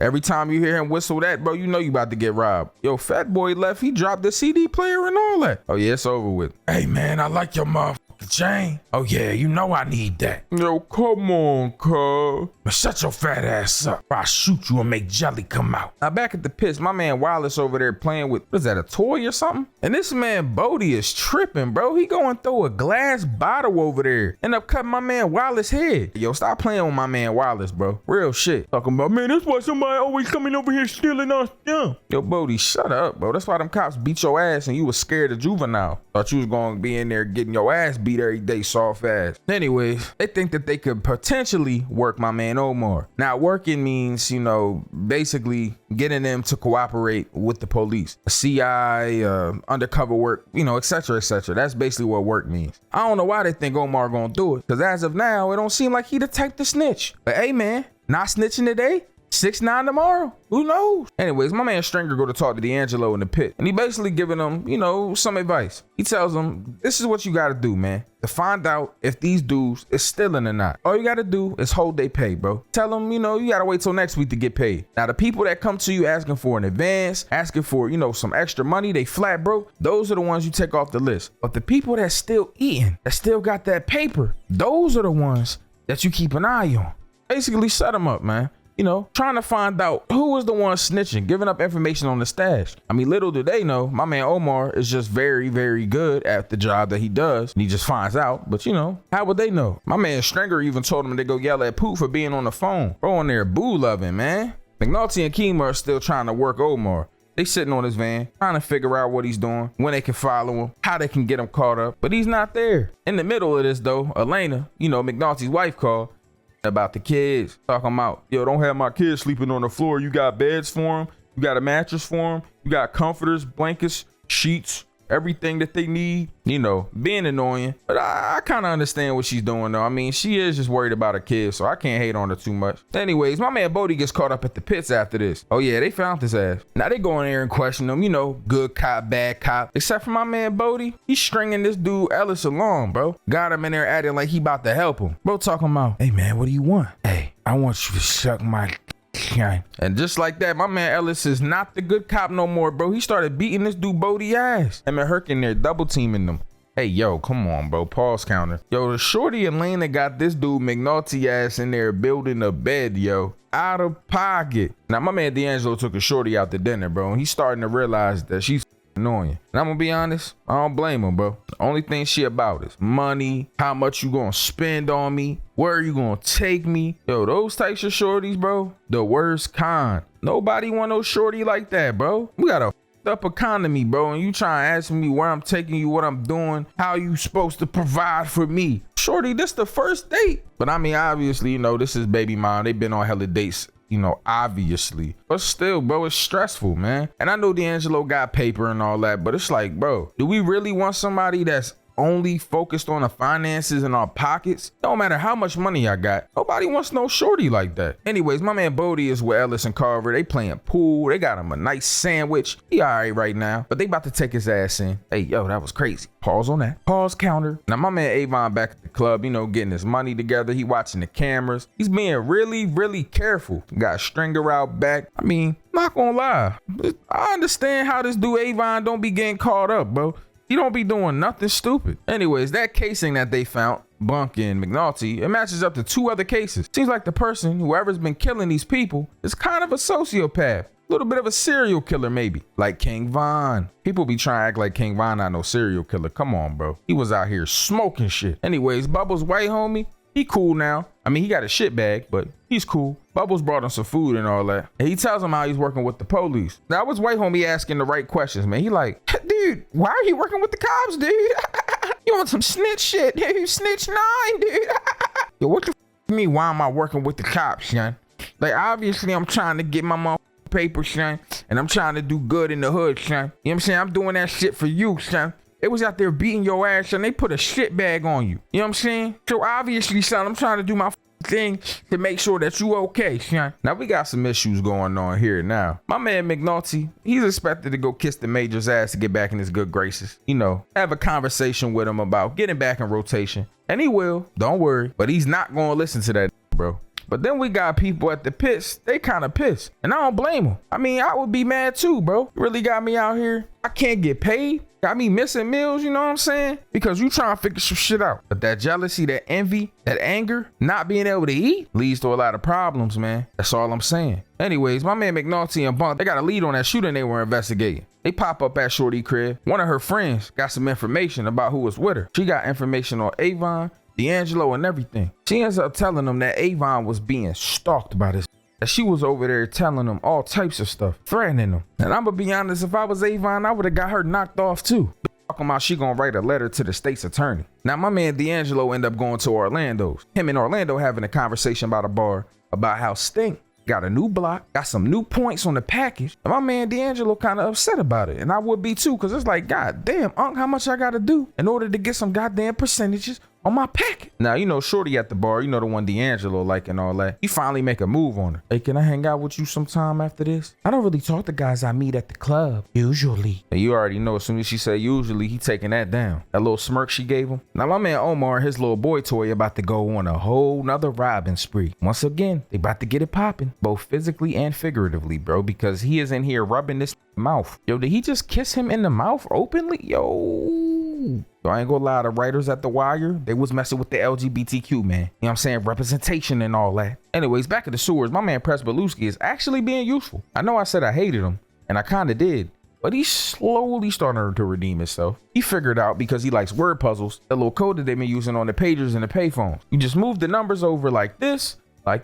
step on your left foot, don't forget it, pelvic thrust. But basically, he figured it out, and now they know exactly what the code means. Now, while they been in there in the sewers trying to figure out how to beat Shredder and his goons, my man Avon take his nephew D'Angelo to go see their uncle. He in one of those like hospice care things, I think, just waiting to die, basically. Kind of sad. But I wonder from the conversation if this uncle was the person that was like running the business before Avon. Not 100% sure, but he's trying to teach D'Angelo a lesson here. That, you know, death is waiting. Can't stop time. You too slow one time, don't react one time, and boom, you're done. Nigga, you in your damn face. Anyways, they finally catch up with this man Omar, bro. Kima and McNulty. They pop up on him. But Omar, they get out of the car. They ain't got no straps on him or nothing. Bro, not trying to fight. They asked him some question about Avon, bro. But Omar telling them straight up, man, I ain't no snitch. And I definitely ain't taking no charge, and I ain't going back to no cage, man. Like, you know, straight up. Should I respect it? Bro, dressed like that one dude, you know, the one on YouTube that be dressing like he from the 2000s. But I mean, it is the 2000s. So that makes sense. Now, Omar give him some information though. He tell him that word on the street is he dropped the working man. Now, for those of y'all that don't remember that janitor, the little maintenance man dude, he ended up getting dropped. They couldn't figure out who or why, but now they got some information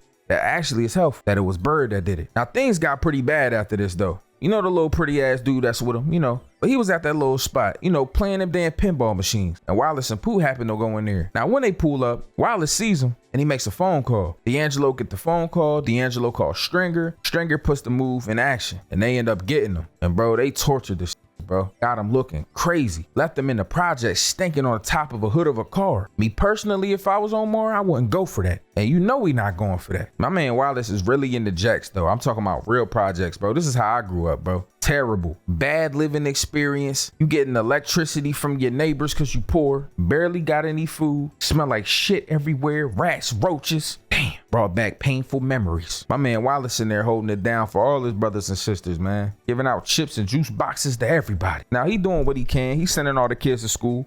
As he should. Feel bad for them kids, man. They waking up, no shower, nothing. Just getting straight out of bed, clothes on their back, going to school. Anyways, on the way there, Wallace see the dude dead on the hood of the car. And then mess with him. Cause he was the reason why he got killed like that. And making that phone call got Enrique smoked. This is gonna be something that my man Wallace has to live with. Something that bothers him. Damn. Anyways, you remember when I told you that McNulty was gonna have a conversation with Majors, but he wasn't gonna listen to him? That's exactly what happened. Now the Majors explained it to him that they got a way of doing things. Chain of command, certain people doing certain things with the cases to make things look a certain way in the office. Now when people don't follow suit, it makes him very unreasonable. My man McNulty is not trying to hear that shit, bro. I ain't gonna lie. We back at the crib with D'Angelo though, man, and this, I can see why he getting the hoes. Bro got all the drip. Bro got every flavor of Tim, bro. I don't know if y'all know, but Timberlands cost a lot of money, bro.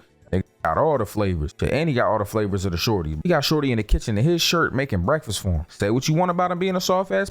He get the hoes and he get paper. Now she in there asking him about his son and his mom and all that shit. She telling him exactly what I was saying earlier. Now shorty in there, she just chilling. Don't even want to keep to the spot. I was baby mom want to keep to the spot. Want money, clothes, cars, all types of shit. Anyways, back at the sewer, they going over the wire and what they can use and they can't use. Basically, they got to go to the high rises on the top of the roofs to watch the people get on the phone, or they can't use any of that stuff in court. Now, obviously, they don't really want to do that, but they don't got no choice. Anyways, after Lester breaks the bad news to everybody about all the hard work they're going to have to do with this wiretap, my man McNulty goes and he finds out about Omar's boyfriend. This is not good. Well, it's not good that he died, but it's good for McNulty. So now they can use it as leverage with Omar. Back at the pit, my man Wallace is going through it, talking to D'Angelo about what he saw. His insides hanging out, eyeball gone. Damn, they was really doing him dirty. Now D'Angelo's trying to explain to him like, man, this is how the game is, bro. I wish it wasn't like this, but that's how it is. You need to not think about that shit. He's telling him not to think about it and to let it go. Shit, man, it's easier said than done. Should be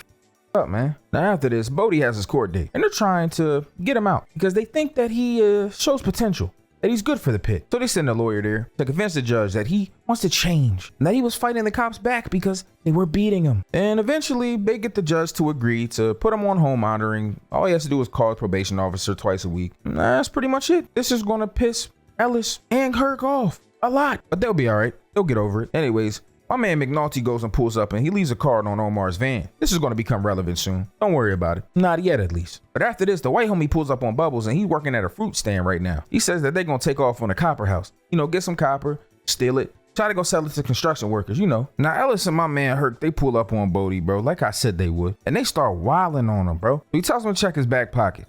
His court papers, and they realize that he's home free of charge. And he like, look, man, give me a ride down to my grandma's and we gonna call it even. Shit, I don't blame him. I'm not trying to walk them streets that late at night anyway. Now my man D'Angelo is finally figuring out that he has some people not doing what they supposed to be doing. And he pull up on Cass, who got a bunch of groceries. It's a little late in the month for that. Food stamps ain't here now. How the hell you got these groceries, man? You talking about her aunt hit the match for it. Man, you stealing. Now the major done look through the paperwork basically, and they find out they got ballistics matching the gun, D'Angelo at the scene of the crime. So they want to charge him. And Bunker's trying to tell him, man, that shit not going to get past grand jury, but the major ain't trying to hear that. He just wants to get this shit out of the way so they can stop wasting money on this nigga Avon. At least he feels like it's a waste of money. Now you know the white dude that we was talking about earlier that's an alcoholic? My man Cedric had enough of his ass. And he tells him either clean up your act or you off the case. Or you can go over, watch some perps on the roof, and work this motherfucking case, man. And he says he's gonna go check himself in.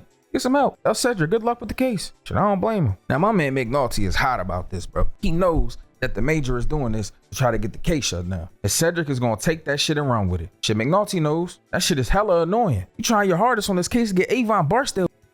And then next thing you know, here come this dude telling you, oh man, we just gonna get D'Angelo and then we gonna shut the case down. That shit bullshit, man. Oh yeah, my man Bubs and the white boy got that copper, by the way. They trying to sell it to the construction workers, but yo shortchanging them. Talking about $30 a foot. I mean, I understand though, it's stolen, but damn, that's highway robbery. Anyways, my man Avon go out to the hood. He put $500 in Wallace's hand, in D'Angelo hand, and he put some money in Weebay and the other dude hands too for doing the job, you know. Now they would have had an actual ID on Avon ass, but the dude on the damn roof was taking a piss, so we missed it. Damn. Oh yeah, by the way, I said $30 a foot, but I meant 30 cents a foot. My bad. Now Cedric goes to talk to the major, man, telling him that the wire is gonna work and how it's been doing an actual good job helping him with the case, getting him closer to actually making real arrests. The major, he not trying to hear that shit, man. But don't worry though. I know they basically getting over on my man. But don't trip. They can go back and steal that damn copper anyway. Sell it again. Now after this, my man Omar pop up on McNulty. He got the kids with him. This nigga done put Omar in the car with the kids. Hey, yo. Bubs and his white homie is at the crib getting high and shit. And this white homie get arrested. Go trying to go buy some shit. Got caught with a possession charge, man. Damn. Anyways, I'm still tripping on the fact that he put Omar in the damn car with them kids. Oh, tweaking. Back at the pits, my man Wallace is talking to D'Angelo and he's asking him what he gonna do with his money. He like, man, you need to take that money and go have a nice night with your girl, man. You got a girl? Shit. If not, you can buy one. Hey, yo, that's crazy. Now he tell Wallace about Cass and Sterling, you know, basically running amok on his ass, taking the vials, shaking a little bit off the top. Shit crazy, man. He explains to him that Stringer was just basically trying to get him to punk him. We can find out if somebody was snitching to Omar in there. But he finds out they ain't got no snitch, just some thieves. Anyways, McNulty took this man Omar to go down to the morgue, you know, to see his little boyfriend in there. Get him all mad, shaking up. My dude Omar in there screaming. Shit, bro, love that. But he did this though to try to get Omar to turn, you know, to help him. Damn, bro, pulled up in the red Crown Vic. That joint looking fire. They basically tell him that they tortured him, try to get the boy to give him up, but he held it down. And they tell him, look, man, I know that you want to go out there, shoot the whole hood up, get revenge, but one man with 2 pumps, it ain't enough. Which is crazy, by the way. Put a pause counter. He like, look, man, I'ma help y'all do what I can, but the way I feel, I'm smoking shit. What y'all need from me? When the last time you saw them? Man, maybe around 7 o'clock on Tuesday. I was over there, man, playing them damn pinball games and shit. You was worried about Brandon, right? Yeah, man, I was, man. But in my game, been here as long as me, to put anything on your name. Of course I was worried about him. But shit, you know, man gonna be man. They gonna do what they want. That's my little boy toy though, man. It really took my mother ass away from him. I'm about to crash out for that ass. Crash for that ass. You feel me? Now, Lester is basically putting 2 and 2 together. We getting phone calls around that same time, back and forth, very quickly. Now, obviously, these phone calls coming back to back around the same time that this happened means that they was making phone calls about these niggas. So they go over there by the pinball machines and all that shit, by the little Greek spot, and they find out, boom, the payphone's a match. In the meantime, Daniels went to go talk to his major, you know, the head of narcotic. Try to maybe figure out a way to get around this Major Raw shit. But obviously, he like, man, that I want to keep my job. I ain't doing it. Now, Kima's back talking to Omar. He's explaining to her that Bird, he's the one that's getting all these bodies, you know, catching them. And if you catch Bird with this gun, you gonna match the ballistics and you gonna match them to these damn murders. But somebody will have to testify about it. And Omar gonna do it. That nigga don't give a He tell him straight up, man, Omar don't scare. Anyways, the major ends up going to the deputy commissioner, bro. They telling him like, hey, man, straight up, bro. We got information that connects this man, D'Angelo, to 3 murders. Daniels is telling him, man, that shit ain't gonna make it to jury. He like, all right, well, we can just spin him, you know, take him in there, make him tell some shit, get a stronger case. But you know he been to jail twice already, bro. The 3rd time, he not giving y'all shit. You know what the hell to do. Go in there and be quiet. But basically, Daniels convinced the deputy to give him 1 more month, bro. That if Ross is right, he's gonna be right a month from now. And ain't shit gonna change and the judge is gonna be just as mad. Now, this dude is pissed. So we tell one of his homies that's on the inside, you know, working with that narcotics team, to look after McNulty. He wants to know anything that he does. Does he drink and drive? Does he break the law? Does he do anything? If he does anything, I need to know. They're basically trying to hang him up to dry. Get his bad. Daniels telling him that they got another month. And that Omar, he's willing to testify too. And just like that, we done with episode 6. Now that episode 6 is done, you know what that means. We're on to episode 7. And we're starting out with some encrypted messages. These dudes is talking like they dyslexic. I know dyslexia is actually just like reading words and letters and things of that nature, you know, kind of scrambled. So it makes no sense to talk dyslexic, but that's exactly what it sounds like. Bro talking about, hey man, low man, scrap right now. You starting on a new thing tomorrow, man. Like, bro, sound like Boomhauer from King of the Hill. Like, what the f is he talking about? But you know, my man Press Beluski, you know what I mean? I ain't gonna lie, he be coming in clutch when it comes to puzzles and stuff. Bro figured it out from a Rolling Stone song. But basically we hear on this phone call that the Pits, which is the Lowe's, is out of product. And because of that, they're gonna start on a new package tomorrow. Makes sense when you think about it. He also says that they're gonna wait on Black. Black is a code for Stankum. Imagine your nickname is Stankum. Like, how did you even get that nickname? Do you smell bad, my guy? Y'all gotta start using that antibacterial soap before you use your body wash, man. I'm telling you. Get that bacteria and dead skin off your body too with a loofah or some sort of exfoliating rag or glove, man. I'm telling you. Now, my man Major Ross is talking to this one white guy that's in a narcotics team that we don't really know or care about. I'm gonna keep it a band. I don't really remember this dude's name. Is it like,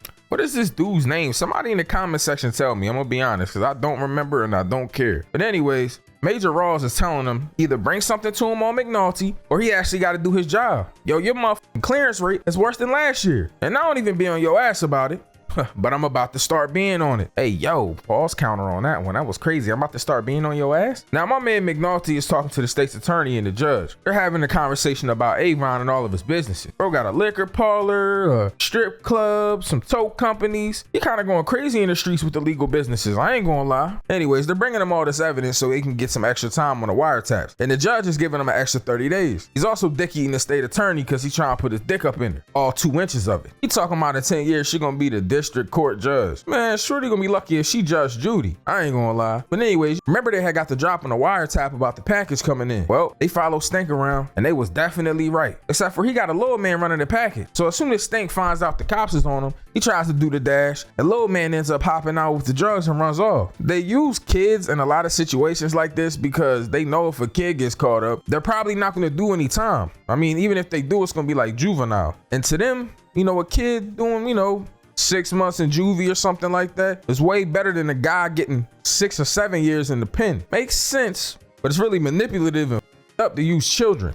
You're probably wondering why he got an eye patch on his face like he's Slick Rick. Well, that's because this is the kid that Persbalewski hit with the slickety-doo. Yeah, he hit him with that mouse katoo. Now, my man Stank get away. He ended up paging Stringer to tell him about the package. They narrowly get to the roof and put eyes on him. Hey, man, we lost 4, man. Man, why you calling me about that shit? Talk to you later, yo. The Stringer hangs up. Obviously, he doesn't want to talk on the phone about that. Makes no sense. Yo, that random white detective is going through it with his job, by the way. That fat ass sergeant thought it would be funny to put him on a psychic. Hey, man, you need to go to Madame LaRue, man. You talking about Madame LaRue? Yeah, Madame LaRue, man. She be transcending rationale, man. Like, she's smart and shit. You know me, I can only read books with pictures on all the pages, son. You know, that's why I really be with manga, comic books, Dr. Seuss. But her, she gonna put you in the right spot. You feel me? What are you talking about? I don't know. I'm fat as fuck. Now, my man McNulty and Bunk, they go see a lady about a man. Yeah, the man that got shot in the middle of the street. You know, the maintenance guy. Now, Shorty seems apprehensive to be helping police, but, you know, they helped her with her things. So maybe they're gonna get a little information. But before that could happen, let's go find out about Bubbles' homie. You know, the white guy that got caught with possession. He's in there and Bubbles pops in with Kima. Now he uses Kima, you know, to get a little favor. Basically, Kima goes to the state and she's like, look, man, I need this guy.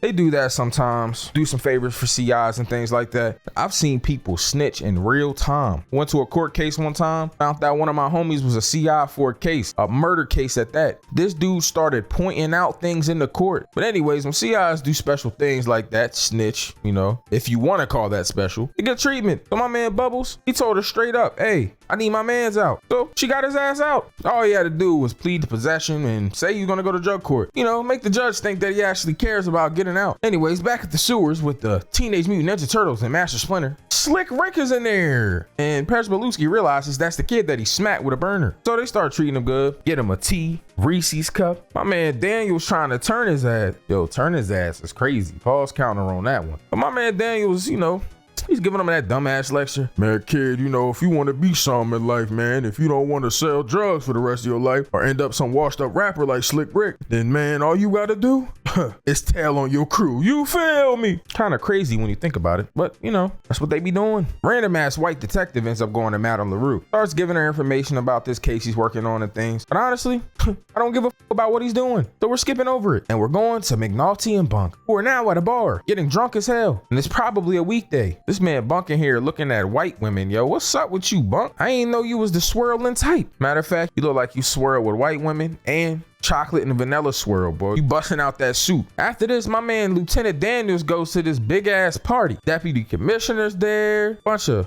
big wigs and black men with receding hairlines. Why does every black man over 40 in this show either have a receding hairline or is already balding? And then some of them don't even look 40. Like, how you 37 and you got a bald spot? This is state senator in the building. The deputy in there telling Cedric about all these big wigs that control the budget. I'm not trying to hear that shit, Sharif. Now, Bubbles' white homie is going to this drug thing, and he's trying to get bro to sign the paper, but they gotta actually sit through the meeting first. Now, they up there giving speeches about their drug problems and everything. But anyways, they up there talking about how they get these little badges to talk about how much they've been sober. Anybody got 3 months? Here comes Shorty. Anybody got a month? Here come another Shorty. Anybody got 24 hours?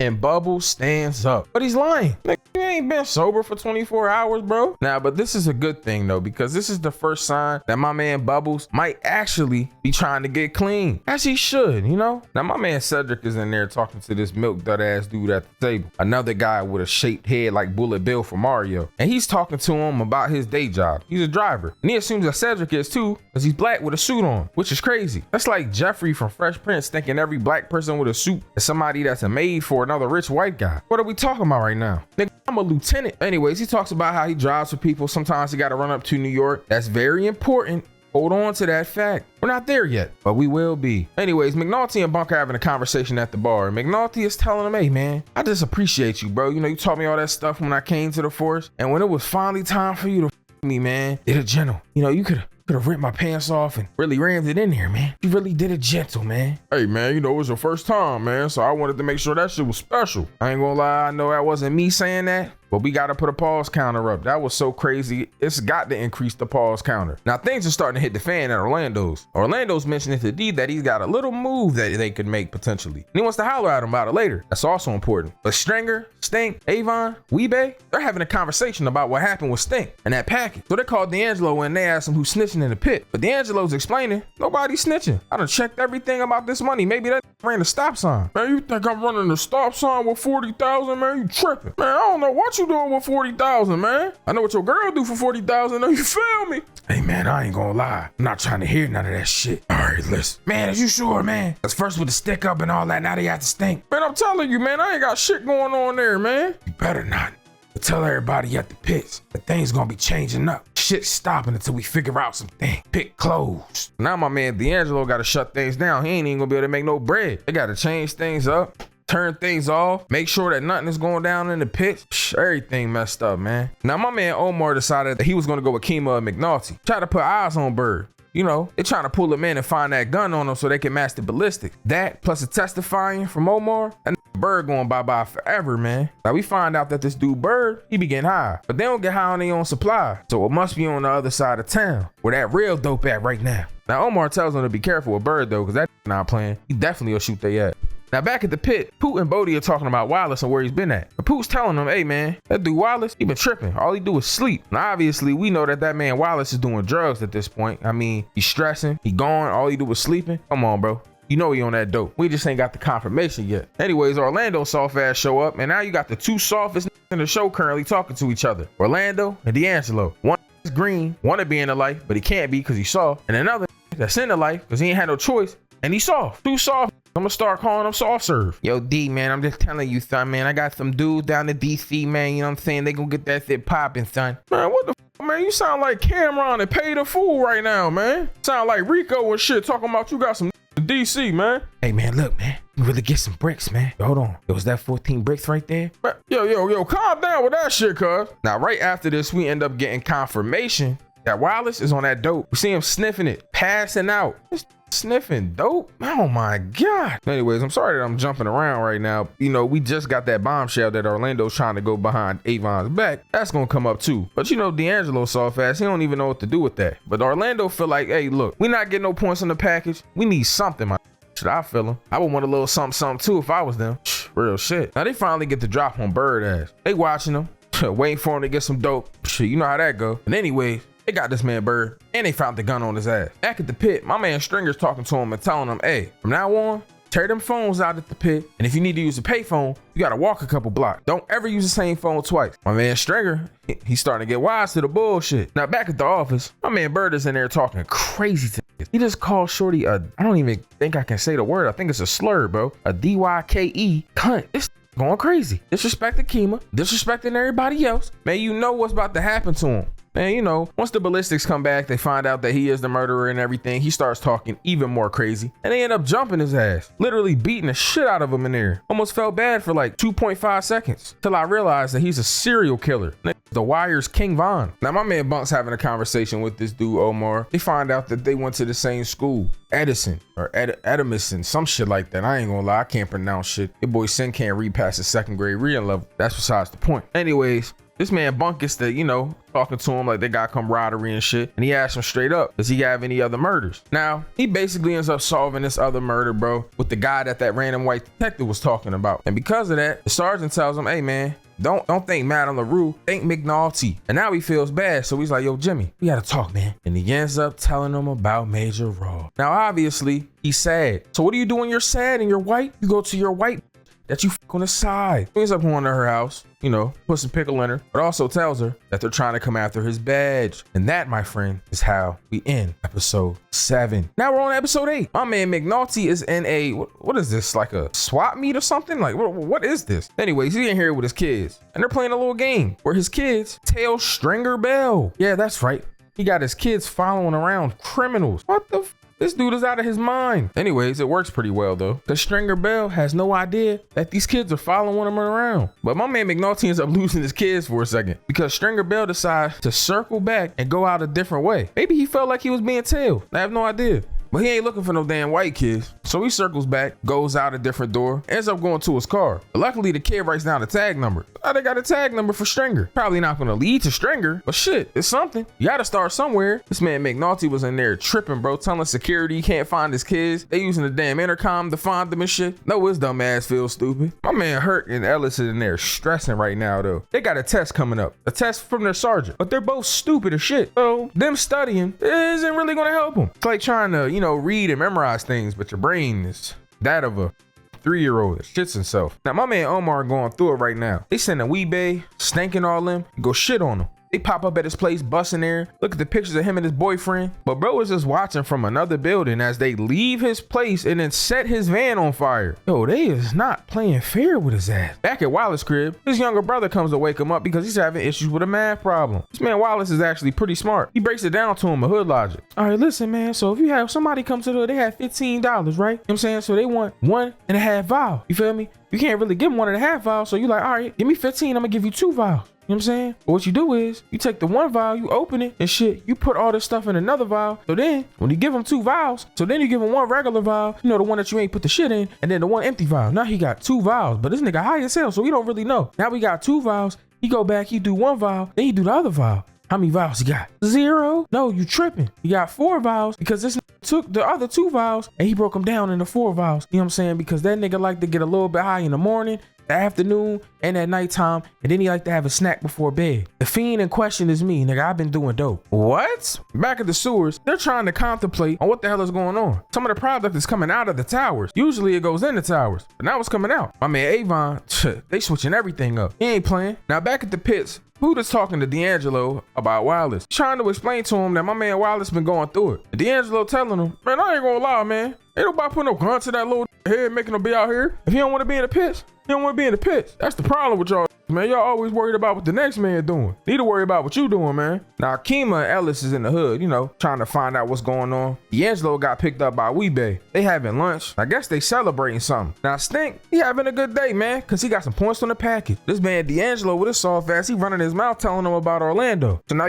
that's going to get back to this man Avon. Avon going to find out about this dude trying to get some work on the side. It's not going to be good. But anyways, while Kima and them is in the hood, they end up finding a driver. And oh my God. Who's that Pokemon? It's Day. Yep, the milk dud head ass. He's a comedian, by the way. I don't know if y'all know him or not. But anyways, this riding around with a bunch of money. Not a good thing. So they arrest him, take the money. Can't really charge anybody for having money. But what they can do is they can take the money and then you got to go and make a report and tell the state how you got the money. But they can take your money and then you got to prove to the state how you got the money in the first place. Now, Cedric, once he gets back there, and finds out the Day-Day's here, he says he knows him. He goes to talk to him. They ask for a lawyer.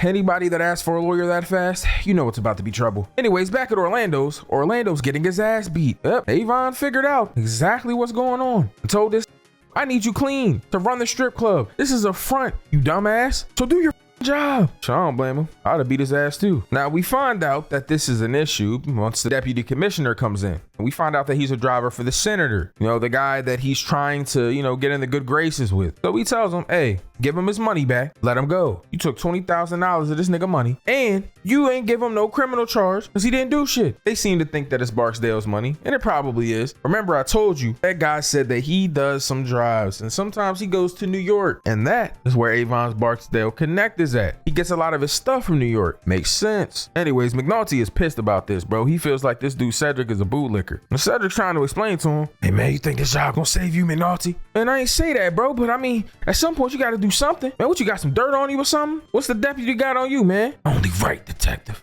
Ass nigga. Now my man D'Angelo pop up at this dude Weebay and all them crib. Earlier they told him that they was gonna have a little party, a little get together. Bunch of shorties in here, dancing, getting high on heroin. Basically, they're getting these shorties super drunk and high, and they're having sex with them. That, my friends, is called grape. Women can't consent when they intoxicated like that, bro. Look at this Weebay, bro. He put shorty in the room and she damn near unconscious. Now he ends up having with her, discharging inside of the girl, and she dies from a heroin overdose. Yep, literally raped her and then left her dead body there. They eventually go and they dump her in the trash can, wrapped her in a rug. What type of sick ass? You know what? I'm not even going to answer that question. Now, my man McNulty gets called in by the judge. Him and Kima pop up and he talking to him about what's happening with the wiretap. The deputy commissioner is mad, so we told Cedric and all of them to wrap up everything they got, make any arrests by the end of the week, and then end the wiretap. So the judge like, that. Pick up the phone, nigga. Hey, pick the phone up, cuz. Hello? Oh, hey, man. Hey, deputy commissioner, you black. Hey, listen, I heard that you're trying to end the wiretap. Well, we asked for an extension. Listen, Irv, listen. We asked for 60 days of telephone surveillance, okay? Now you're telling me I can't get 60 days. Listen. Either you're gonna give it to me on this tap, or you're gonna be held in contempt of court on Monday. Understood? All the best, Arlene and the kids now. Bye.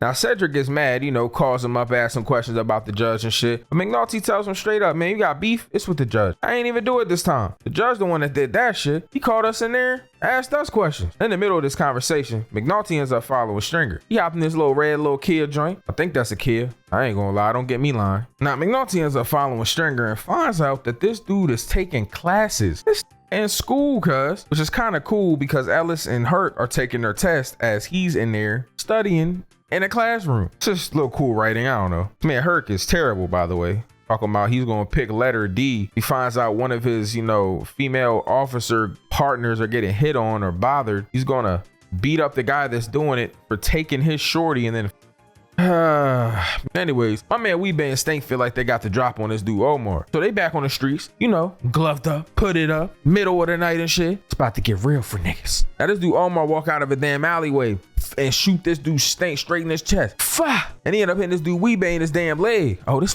the Grim Reaper. He not playing with.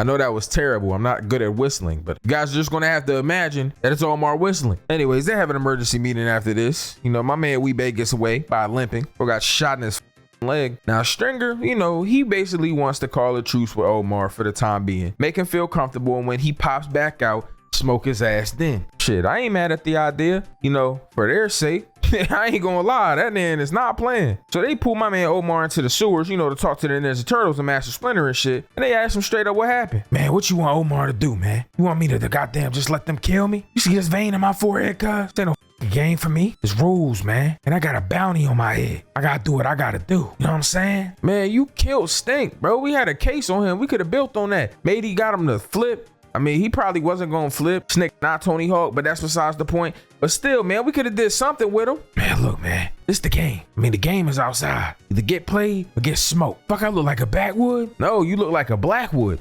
Hey, yo, that was racist, sir. It's Black History Month. Now, back at D'Angelo crib, this little stripper shorty asking him questions about her friend. Hey, have you seen my friend? He wasn't at the club yesterday, and it's been a while. I haven't seen her in like almost a week. Hey, man, I don't know what happened with your friend, man. Don't ask me no goddamn question about your friend. Don't get me lying, cuz. I don't know shit about her. Man, I'm tired of this shit, though, man. This game and everything. I just want to get away from here, man. Feel like I can't breathe in this shit sometimes. You feel me? Where do we go? Now, we're in the middle of this conversation, as adults would do. They can't finish a conversation without each other. That's what they do. Well, at least they try to. But then he gets a page. Hey, man. Hey, stop that little stripper, man. They got Stink, man. I mean, you also got Stink. That little PH all, but that's besides the point, man. We need you. Now they at the bar and they're having a conversation. See, he got bunked to tell Cole that a shooter got sent up the road, man. He feels like Cole, it don't really matter to him. He don't need a clearance. Kind of up though. But Bunk gonna take that from my man McNulty. Pause on that, that was crazy. But my man McNulty, he gonna help him out too. With this little fine ass joint at the bar. Oh yeah, she was eyeing my man Bunk. You know what time it is. Now my man McNulty, he regrets that because Bunk's drunk ass ends up needing him. So he pulls up on her to try to help him. So we go and help him. Pick this up, he all up, ends up taking him home and puts him in this kid's bunk bed. This nigga tell this dude McNulty straight up that the people around him don't even like him. That's a crazy thing to say to somebody, by the way. But that is the end of episode 8. Now we're on episode 9. Now, there's something I feel like is tradition all throughout every hood and every part of the world. And that is an annual basketball game. Sometimes it's a tournament, but it always happens just like above the rim, man. If y'all remember that movie, that is. There's a tournament, a game, but there's always two opposing sides, two different gangs, two different parts of the streets, and they come together and they play every year for props. It's all about respect, bragging rights. talking shit. And that's exactly how we're starting episode 9. I'm at Avon the Stringer. You see, they went to this little recruiter, found them a ringer, someone who's a top college basketball prospect, and they're about to go against Proposition Joe, somebody who isn't super relevant at the moment, but is going to be in season 2. There's a lot of characters that you'll meet in season 1 who don't seem like they're very important, but then they'll come back and you'll be like, oh my God, there's an entire arc built around this character. That is the spectacular writing of The Wire. Anyways, that's exactly what we see here. They're going to go get this prospect to try to, put them balls on Proposition Joe. All right, pause counter on that. Now, my man D'Angelo and Wallace are talking in the pits in the beginning of the episode. And he's trying to explain to Wallace that, look, bro, that stick up that happened, you pointing that guy out, that's not on you, man. I know you know that you're worried about it or you can't sleep at night because of it. I see my man Wallace in there sweating, going through it. Who would have thought? Michael B. Jordan on that dope. Anyways, he's trying to explain to him it's not on him. And they get to talking about how he's 16 and he's supposed to be a junior in high school, but he would still be a freshman if he went back to school. But they talk about him going back to Edison and, getting his education, getting his life back together. He even gives him some money, free of charge. Now, D'Angelo goes to talk to Pooh and Boney and tells him to leave Wallace be, let him do what he do. But McNulty and the gang, they have some other plans. Now, Lester and Prespaluski are going through their genius phase once again, pulling every single LLC that Avon has ties to, going down to the state, getting the charters, looking through the film, and getting every single name and writing them down. They usually have a lawyer, and it's always a front, but the lawyer's involved with pretty much all of it. Now, it's usually some sort of state attorney or something like that, but there's also always names in the investors that could tie to something else. Now, the thing is, if you follow drugs, you can find drug sellers, distributors, connects, plugs, things that revolve around drugs. But if you follow the money, you don't know where the hell you're gonna go with that. Speaking of money, they stopped Weebay, and he's got a whole lot of it on him. Now, they find this money in Weebay, acts like he don't know what it is, acts like he doesn't know the money's in there. So they take it, but they can't charge him because there's no drugs or anything tying the money to anything illegal. However, they got his money. Kind of sucks, but I mean, at least he ain't going to prison. Now let's go see what our favorite drug addict is doing. Big Bubbles. Not to be confused with Bubbles from Powerpuff Girls. Yo, is this dude using fishing line and a hook to grab they stash? Look at this dude down there rapping. He don't even know what's going on right now. Now my man Bubbles gets his drugs, but right before he grabs it, the drug dealer looks up there and sees him. Well, he doesn't know exactly it's Bubbles, but he just knows it's somebody grabbing a stash. And 2 drug addicts get beat because of it. So they go back to the crib, him and a white homie, and they get to shooting it up and all that. But they realize that it's just baking soda. These niggas been shooting up baking soda, bro. They out there with them yellow tabs selling baking soda, bro. They selling that stepped on shit. But that's extra stepped on. Just bait? That's crazy. Now my man Herc and Ellis is in the garage parking lot talking about this money that they got from Weebay. And my man Herc is slimy. Bro talking about, hey man, when you go to a restaurant, how much do you tip? Ellis like, man, like 15%. Shit, I ain't got money like that. And he's like, okay, how much you think Weebay would tip? But Ellis is explaining to him, look, man, then Wiretap said that there was 30 in that car. So if we turn in 20, what the hell you think they gonna say? Where the other 10 at? You ain't think of that, dumbass. But Hurt, you don't really think about shit. Except for only thing these 2 douchebags is thinking about is this dude Poop having phone sex on the Wiretap. Hey, yo. Now, first it's not pertinent, which means that it's not important. Not something they can use in court. So they shouldn't be listening to it for more than 90 seconds. But they did anyway, because they thought it was funny. And they get a little information about Wallace, who seems to know that Wallace is getting high. Shit, he even catches him buying the very next day. Now, obviously, they get this information and they think that they can use it. They're gonna try to spin Wallace, which is obviously something that makes sense for them at the time, but this is why I hate police, man. They don't think things through all the way. Foreshadowing. Now, while this is happening, down at the pits, my man Omar pops in. They ain't whistling this time. He on straight business. Straight business. And by straight business, I mean he's robbing them. Bro pulled up to the door talking about, hey yo, open the door up or I get the huffing and puffing. And these hoe ass niggas threw a bag of drugs to him. Crazy work. Robbed the stash spot, got all the drugs and cash. Damn. Anyways, my man Bubbles is trying to get clean. So he pulls up to who I'm assuming is either his daughter or his sister. I'm not 100% sure, but he tells her that he's trying to get clean. He needs a place to stay. She says, you can stay here, but you got to stay in the basement on the couch, throw you some blankets. So, man, look at my dude Bubbles, man. He actually trying to get clean. Dang, man. Proud of my boy. Now, Herc and Ellis, they end up popping up at the basketball game. Avon there, Stringer, everybody, basically. Shit, they getting busy on the court. But like an and 1 game. Y'all know my hot sauce out there. Now, while the game is going on, they done pulled in the shorty that D'Angelo messing with from Orlando's. Asked her some questions. Obviously, she ends up finding out about her friend Deidre. Now, before she didn't really want to help the police, but after seeing her friend like that, her whole mindset changed. I don't blame her. I see my friend dead after your love interest lies to your face. And that's like he don't know what happens to your friend talking about they dropped her off at a hospital. Then you find out she's dead and got rolled up in the carpet. I probably want to help too. But anyways, at the game, they realize that Avon is there and they're trying to get an ID on him. Now they got the picture of him, you know, at the little boxing joint from the poster that Lester found. So they send somebody over there to find out who he is. And then they spot him in the red shirt. So now they got a positive ID on Avon and they know exactly where he's at. Now they get the idea to tail him after the game. I don't know what that is going to do for you, but you know, here's what it is, I guess. Anyways, my man Proposition Joe, he was losing. So he asked him to double the wager, you know, double enough, Avon. My man Avon agreed.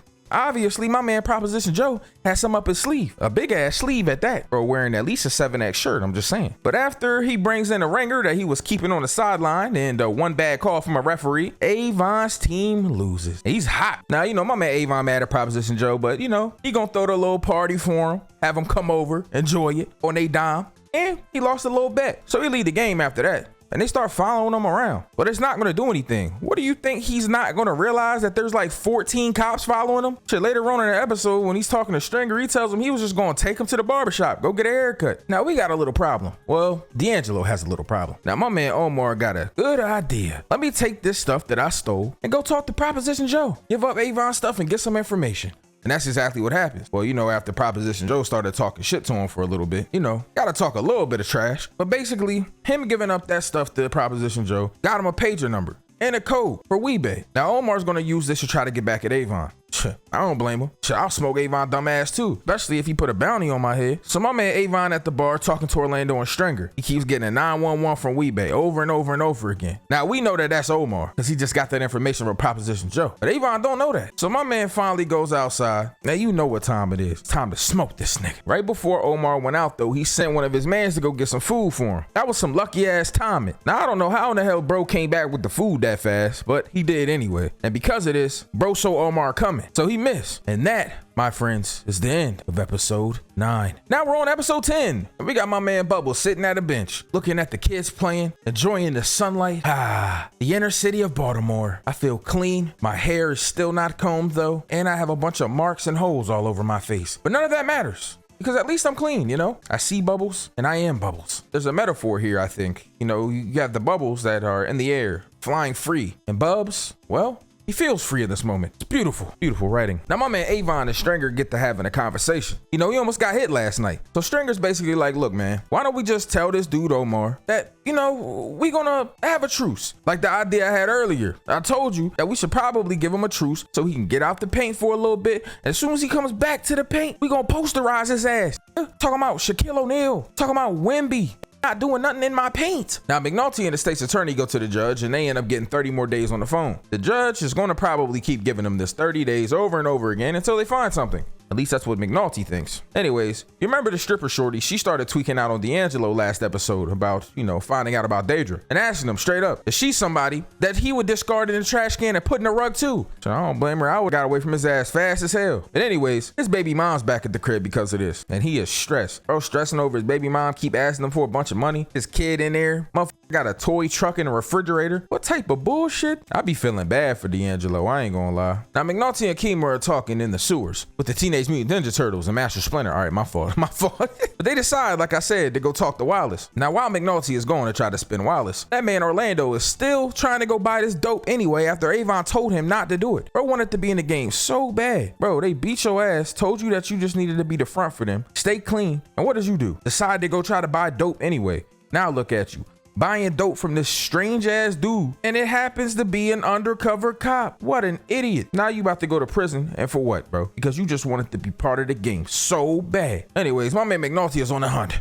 The hunt for Wallace. We're in the wilderness of the hood right now. Looking for Wallace, our favorite drug user. I'm gonna try to spin him because I am a predator, not a police officer.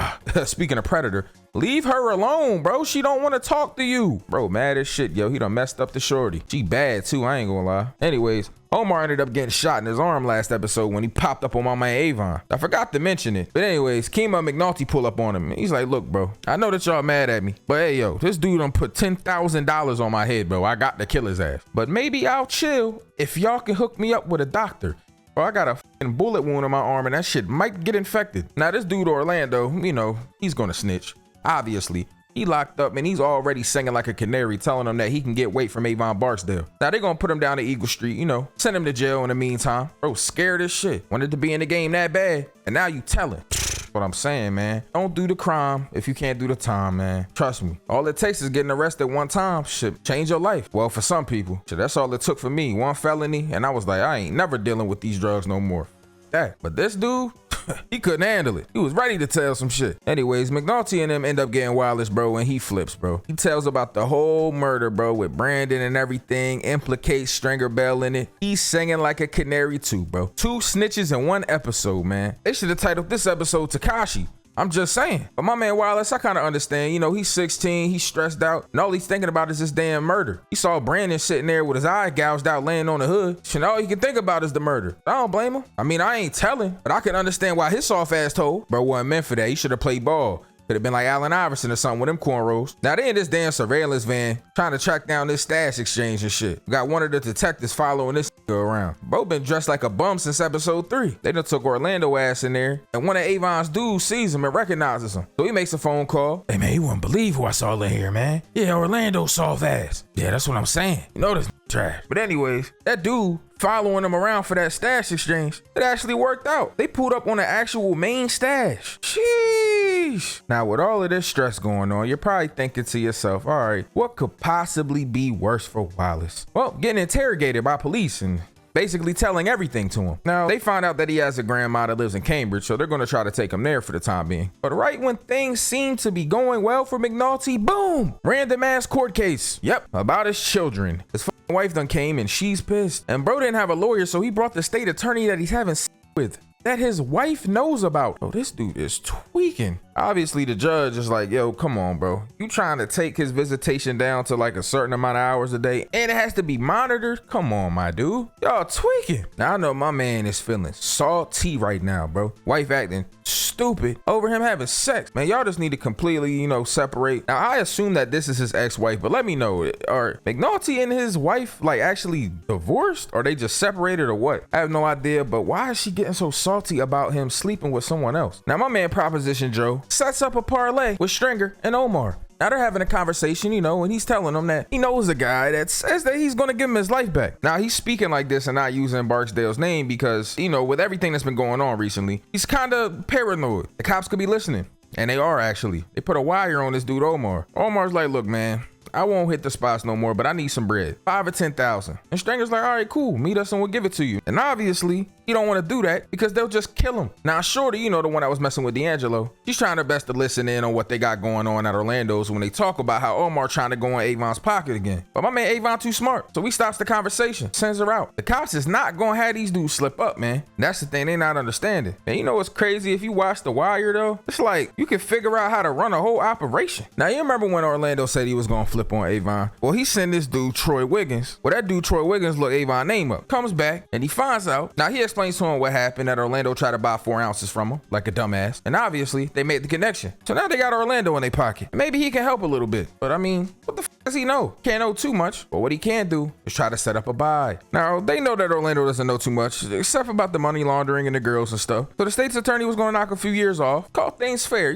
But unfortunately, that's not how things are going to go. Now, the reason why McNulty and Kimo wanted to do this is because, obviously, doing some sort of drug bust isn't going to work. He's not going to get Stringer or Avon to sell any dope. Makes no sense at all. It'd probably be Weebay, Savino. They already got Weebay on a murder. Savino, he's kind of a small fry, so none of that stuff makes sense. However, the deputy catches wind of this and makes them do the bust anyway. Shit is annoying. So now Kima's gonna do a drug bust with Orlando, and obviously this is gonna be extra dangerous. Why the hell would they send her to do this? Got Bubs on the bench waiting for Kima to come bring this money to him so he can get a place to stay and stay clean. The whole time she about to go do a drug bust and probably get up in the process. Now they pull up, little Shorty get in the car, Kima get in the back, and they drive to go do this drop. Now they pull up in this dark ass alley. Lil Yo get out the car. Now they be pushing the little street signs and shit to mess with them, but they don't know exactly where they are. She thinks they on the north side of Warwick, but shit, we don't really know. All Kima knows is that things don't seem right. Now they pull up on the car, call this man Orlando a snitch and get the fire and shit. Now obviously they don't know exactly where the car is, so they put the helicopter in the air and they trying to find it, and they do. And this man Orlando dead, and Kima, she is f***ed up, and that unfortunately ends episode 10. Now, episode 11 started off with a bang. Now, by bang, I mean 14 bangs that hit the car and almost killed Kima. Sounded like Chief Keef when he first was popping. Bang, Bang, bang. But I ain't gonna lie, Kima was on the ground looking crazy. Obviously, them bullets done hit her and all types of shit. Hit her in the spine. Now she got spinal fluid leaking and all that. Yo, they got Major Rawls out there snapping on everybody. Hey, motherfuckers, if you ain't got nothing to do with this case, then I need y'all to get to stepping. Stripping, man. Out here trying to inspect what happened. What y'all inspect a gadget or something? Sherlock Holmes? Like, I'm just saying. Now they got all the homicide trying to discover what's going on, how this even happened in the first place, and we realized that Shorty didn't have enough tape on the damn seat. She had a gun taped to the seat. The seat's worn out. So as soon as they hit any type of slight bump or disturbance, the gun slid all the way to the back, meaning she couldn't get to it. They did everything perfect. Switched the street signs around, made sure that the car was all shitty, and then on top of that, he was playing the radio the whole time. So they couldn't even hear nothing on the damn wire. This man Stringer Bell too smart, man. Now they at the hospital when they find out the Kima had a chest wound, and she even got spinal injuries. Shorty not even gonna walk right for a while. Shit, crazy. Now back at the crime scene, they got some footprints. Obviously, they need to encase those. Find out who the fuck was walking back there. Now we know that little man at Weebay was involved, but shit, they don't know that. Now they all out looking for any clues that they possibly can find. Shit, Major Rawls done grabbed McNulty up. I can't believe he even talking to him. Shit, I thought Major Rawls hated McNulty. Now Lester pop up and he want to get straight to work. Look, man, we still got a wire up. Anybody that talk about anything that happened tonight, shit, we want to be exactly where we need to be to figure out who the hell did this. So Ellis and Herc, they said they gonna go to the roof. Lester and Pepper Lucy gonna be back listening to the wire. Now McNulty and the gang is in the hospital listening to the tape right before Kima got shot. This made McNulty throw up because this is a hoe. I ain't gonna lie. No, all right, my fault. I fuck with McNulty. I'm just hating on him right now. Now Rawls is telling him, hey man, McNulty, I know that you want to beat yourself up, you know, this and that. Act like it's your fault, but it isn't. You ain't do shit that got Kima shot. Things went bad and she took two for the company, man. And I kind of feel him though. He told him straight up. He's like, yo, I hate you, McNulty. So if you did this shit, I definitely would be the one to tell you. Anyways, they going on a hunting rampage, busting in all types of houses, stash houses, regular houses, church houses, cardboard boxes homeless people live in, Taco Bell bathrooms. All right, my fault, but they is busting in everywhere. Anyways, the next day, my man Stringer and Weebay get to talking about what happened. And Stringer tells him that, and we shot a fucking cop, man. Y'all shot a cop, man. What the f? And right here, we get the infamous Weebay gif. I know y'all done seen this gif 1,000 times. I just had no idea it was The Wire until I really watched this shit for the first time. Crazy. Yo, this Stringer got the Sean John on. Yo, he going crazy right now. Now Stringer tell we he gotta get out of town, man. I ain't gonna lie. Shit, we done shot a cop up. So you know they about to be on our ass. So they know you was involved with it. So my man Weebay's gonna get out of town. You know, go to Philly, lay low for a while. Anyways, Ellis pull up on Kima girl. And he tell her that she got shot. He was on her way to work. That's a hell of a thing to hear when you try to get up to go to work in the morning. You just going about your day. Your girlfriend got shot. What the f? She in there stressed out. They got the deputy commissioner going over there to talk to her. Hey, I don't know if you noticed or not, but your girl got shot. Yeah, I know it's sad and shit, but if you need somebody, you know, to keep you company, to love up on you while you going through this hard time, shit, I got a hard time right now, if you know what I mean. My bad. Anyways, here my business card and here my Instagram, baby. It's @Sin on YouTube, you know what I'm saying? Man, shut your horny ass up, nigga. Now everybody is going crazy. I mean, they're looking for anybody using payphones, pagers, cell phones, shit, anything. Even my man Bubbles got in trouble. He just using the phone on some crackhead shit, you know, making a phone call. Here come a damn beat cop grabbing him up, talking about the men downtown need to talk to you. Nigga, I ain't even use the phone, cuz. Speaking of phones, my man Pook got on a cell phone. It sounds like Wallace wants to come home. He hates that country shit. Bro, they took my man Bubbles back to the damn office to talk to him in the interrogation room. And this started beating them up. Yo, how y'all gonna beat my man Bubbles up? Crazy work. Shit, everybody's stressing at this point, but they at the church roof. They watching the hood, see what's going on in the pits. They see Bodie getting the stash from the pit. They dropping this shit out the window after he called on the payphone. Okay, that's important, I think. Guess we gonna find out very soon. Now my man McNulty and this motherfucker Teenage Mutant Ninja Turtle sewer, and they're drinking liquor and shit. Anyway, speaking of McNulty, my man got a phone call. They called him and apparently my man Bubbles was getting his ass beat. I say apparently because, you know, it's apparently to them. Obviously, we know that he was getting his ass beat. We just watched it. But let's go see what my homie Avon doing. So Avon go pop in there. He having a conversation with Stringer and Orlando's. They breaking everything down. They knew Orlando was going to be a snitch, so they had to do his ass. But they didn't know there was going to be a cop there. They got the cash from the transaction. They got to burn it because obviously it belongs to the state. Weebay got to hide. They got to kill Lil Man. You know, tie up loose ends. Shit, that telling. The Savino, he only probably gonna do like 2 or 3 years. Ain't no need to kill him. Shit, he can do that time. That ain't shit. Now McNulty goes to pop into Bubbles, you know, have a conversation with him. Make sure he all right. He ends up giving this man Bubbles $20 at the end of it. If Bubbles was gonna stay clean, he definitely ain't going to now, especially with Kima f***ed up. So my man McNulty leaves Bubble after this, and they go to talk to the damn lawyer for Avon. Bro basically is telling them, look, we'll cooperate, but we only giving you Savino.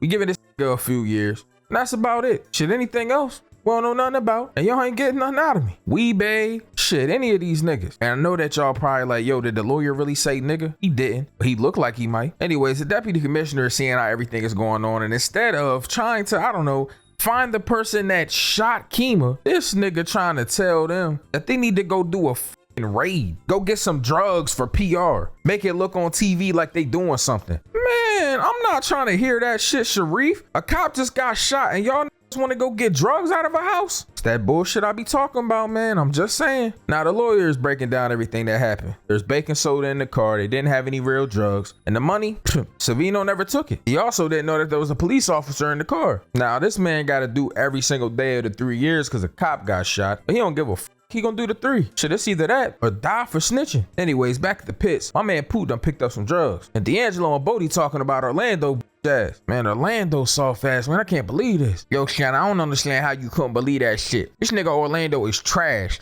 I knew this was snitching. He looked like a motherfucker snitch, man. Hey, man, you deep, man? Yeah, what's up? Hey, Stringer said you need to come talk to him right now. Man, shit. All right, man, I'll be right back, y'all. Yo, hurry the back, Shannon. Bring me a honey pack and 2 burritos, locos, tacos. Now, the lieutenant popped back into the Teenage Mutant Ninja Turtle sewer. He tell everybody that they going on raids, man. At 1100 hours, they hitting every spot, including the main stash spot. Anyways, D'Angelo popped up to talk to Avon. He said that he got to give Weebay a drive. Now, the deputy commissioner didn't know about the main stash. So at first, it was going to do, you know, little small bus. Hey, yo, small bus is crazy. Pause counter on that. But apparently, there's a rat in the detail. So the deputy commissioner knows that they're on the main stash. And because of this, now they got to hit that shit. McNulty pops up on the judge, you know, to try to get his help. Shit, finds out that the judge back on the ticket, you know, on that damn political race. But now he acting like he don't want to help and shit. That's crazy work. All this time, you was acting like you was about to help McNulty. You know, put 2 and 2 together, make sure that shit equals 4. Shit, now you acting like you don't want to help him no more. Damn, that was bars, y'all. I've been rapping crazy. Anyways, they pull up at this spot. My man D'Angelo is terrified, bro. He does not want to go inside this shit. And I don't blame him. I wouldn't want to either. Now he go in there and this get to crying, bro. Yo, what the f, man? Why is you crying, son? I don't know, man. And why your accent changed from the other episode, man? And you know your boy Sin only got 4 voices to cycle through, man. Just, hell, bro, I don't know, man. I'm sorry. Man, what the f you sorry? Hey, yo, you acting like a hoe right now, man. Listen, I just want to teach you how to feed my motherfucking fish, man. You weren't here tripping. Shit, this man D'Angelo thought Weebay was about to kill his dumb ass. You know, Avon was cleaning up little loose ends. But D'Angelo, you Avon cousin, bro. You ain't do shit. What you think he gonna do? Why are you gonna kill you for? Bro, look at Kima girl in there tweaking out right now. I don't know, why did they even show that scene of her freaking out like that? Fuck that doing for us? Anyways, Bubbles done gave some information to McNulty. You know, they found out that the word on the street is that little man and Weebay, they the real shooters. Bub still got that $20 too, man. You know what he about to do with that. Anyways, they hit the stash spots, bullshit, get a bunch of drugs, money. Got the deputy, the majors and all that on TV talking about, this is just one step for us and the war on drugs. Like, ain't nobody trying to hear that shit. Yo, a cop got shot. Y'all up here talking about drug bust. Motherfucker. Shit, Ellis and Herc, they found some money though. Shit, you take this stack? Shit, I don't blame him. If I was the detective, I was going on drug raids, I'm taking cash too, bro. I'm gonna keep it 1,000. Literally, I'm taking 100 bands. But that is the end of episode 11. In the beginning of episode 12, we find out they got Kima stabilized. She on that morphine drip, but she's still not conscious yet. Now, McNulty and this man Cedric having a conversation about Avon Barksdale. And McNulty's come to the conclusion that Avon, it wasn't about the department. It wasn't about keeping shit off the streets. It was about him. It was an ego thing. McNulty trying to prove that he's a good detective, that he's holier than thou, above everyone else. But everybody knew that already. That's why they kind of hate this. Now, Stringer goes to the pit and he tells D'Angelo things are switching up. No more payphones, none of that shit. We definitely got a wire and surveillance on us. From now on, cell phones. I'ma call you. The only people that know these numbers is me and y'all. You give him a paper with re-ups, how to reach him. Shit, that's it. After that, you throw the cell phone out, you get a new one. D'Angelo also finds out it ain't gonna be no re-up. They done hit the main stash. Shit over with. But back at the sewers, D'Angelo old shorty, shit, she in there with corrective vision. It's got contacts now. Man, they bribing her with shit. Lester done sweet talked the ass into wearing a wire. You know, trying to get some information from Orlando's. Now, Shardine don't want to wear a wire. They're scared as shit. Now, Avon Stringer and the lawyer going through what could have happened. Orlando, he really can't tell shit. He kept them out of the loop. Little man, he was a problem. Ain't no more. Savino not telling. And P, and Weebay, that nigga in Philly. The only person left that could possibly be a problem is Wallace. The only that can implicate Stringer Bell in the killing of Brandon. That's no good. No bueno. Now, Cedric talking to the deputy commissioner, and he's saying, look, man, you can keep the wire, listen to them broke ass payphones if you want, but we sending some of them police officers back home. So you don't need all that manpower for that. This deputy ain't shit. Now, he's saying if anything else changed, you need to brief him first. And that they got a Northwest Command opening coming up. That somebody might be major. Shit, and it could be him. Now, the state's attorney, she's scared as shit. She go to have a conversation with her superiors, and we find out that somebody been doing background checks, pulling financial reports, and they end up returning money that somebody gave as contributions. Oh, that's how you know they spooked. They giving money back? What the fuck? Anyways, D'Angelo go to talk to Avon and Stringer. Find out what's going on. And they get to asking them about Wallace. And my man D'Angelo ain't telling shit. And my man Wallace gone, he out the game, man. Hey, yo, why your voice changed back again from last episode? Man, shut your ass up, man. You know Sin only got 4 voices to go through. But listen, man, Wallace out the game, man. Leave him be, man. Real shit. Oh, man, that nigga tripping. You protecting this little nigga Wallace? That little nigga ain't shit. Fuck, think he Michael B. Jordan or something? Nigga think he Creed? Anyway, Shorty in there with a wire. She can't hear shit. Music loud. She all paranoid and shit. My man Lester in there tripping. He can't hear nothing. You get the yelling at the ass telling her shut the f up. I don't blame him. Shardine in there scared to death. I mean Avon in there telling them that they talking too much. That was just enough for her to start tweaking. She got dressed and she up out of there. Now speaking of my man Wallace though, shit. Of course, as soon as D'Angelo talks to Avon, here come Wallace, pulling back up. Now my man Wallace said he want back on the money, man. At the pits, that's where he from. That's where he live. And that's where he need to be at. So D'Angelo get to talking to him, man. He tell him, look, bro, you need to go back to school. And if you're gonna be on this game, you need to stay strong and you need to never snitch, man. Now the police, they trying to find out about Wallace, man, so they can protect him. You know, they want him to testify, not die. You know what I'm saying? Yo, hold up though. They sending a police officer to go check in on him in Cambridge. But this man Wallace here, the Avon and D'Angelo looking for him. That's not good. Yo, hold up. Is D'Angelo mom pulling up? Yo, is that Sissy from Snowfall? Yo, what the f? Bro, I honestly forgot that she was in this damn show, bro. I ain't even gonna lie to niggas. Now, after this, my man Cedric meets with the deputy commissioner and this senator. And I'm gonna keep it a band. The senator does not like him. And the reason why he doesn't mess with Cedric is he feel like he messing the money up. Or he potentially could mess the money up. Anyways, he ends up going back to the damn sewer. And they find out that Wallace is out of pocket. They also find out that my man Hurt, yo, he passed his sergeant test. But Carver, he didn't. Damn, can't even believe that. Anyways, back at the pit, my man Stringer Bell pull up on Bodie and he asked him about the boy. Man, Sean, I ain't gonna lie, man. Don't worry about that boy, Sean. He a punk, Sean. Nigga been a bitch, Sean. He been down at his granny house and shit. And I damn near heard he pissed his pants and shit. Yeah, Sean, you know how that shit goes, Sean. That nigga ain't built for this shit. Is you built for it? And you know I'm built for this shit, Sean. This man Bodie gonna point at his damn waist. Oh, so this man Bodie really got that Yamin on him then. Okay. This is terrible though, because now we can concur from this, you know, using context clues, that Bodie is gonna have to kill Wallace. This sucks, because I really like Wallace. I'm not gonna lie. So they looking for him and shit, but they can't find him nowhere, man. They can't find Wallace. I guess my man Wallace done moved spots. Speaking of new spot, he pop up there with Poop. You know, give the little kids some Chinese food. Now Lester wanted Shardine to do one more thing. To basically give them a layout of the club so they can try to get some surveillance in there. Because the wiretap ain't working. They gotta get surveillance and audio and that shit. Anyways, Bodie get to talking to Poop and tell him about the Wallace situation. He say, man, it's the game. And this is how things gotta go. Shit, that ain't no type of game I'm trying to be in. Gotta kill my best friend? What type of bullshit is that? Yo, why is they watching Shardine in this room walk like this in heels? What type of weird ass? You know the saddest thing though?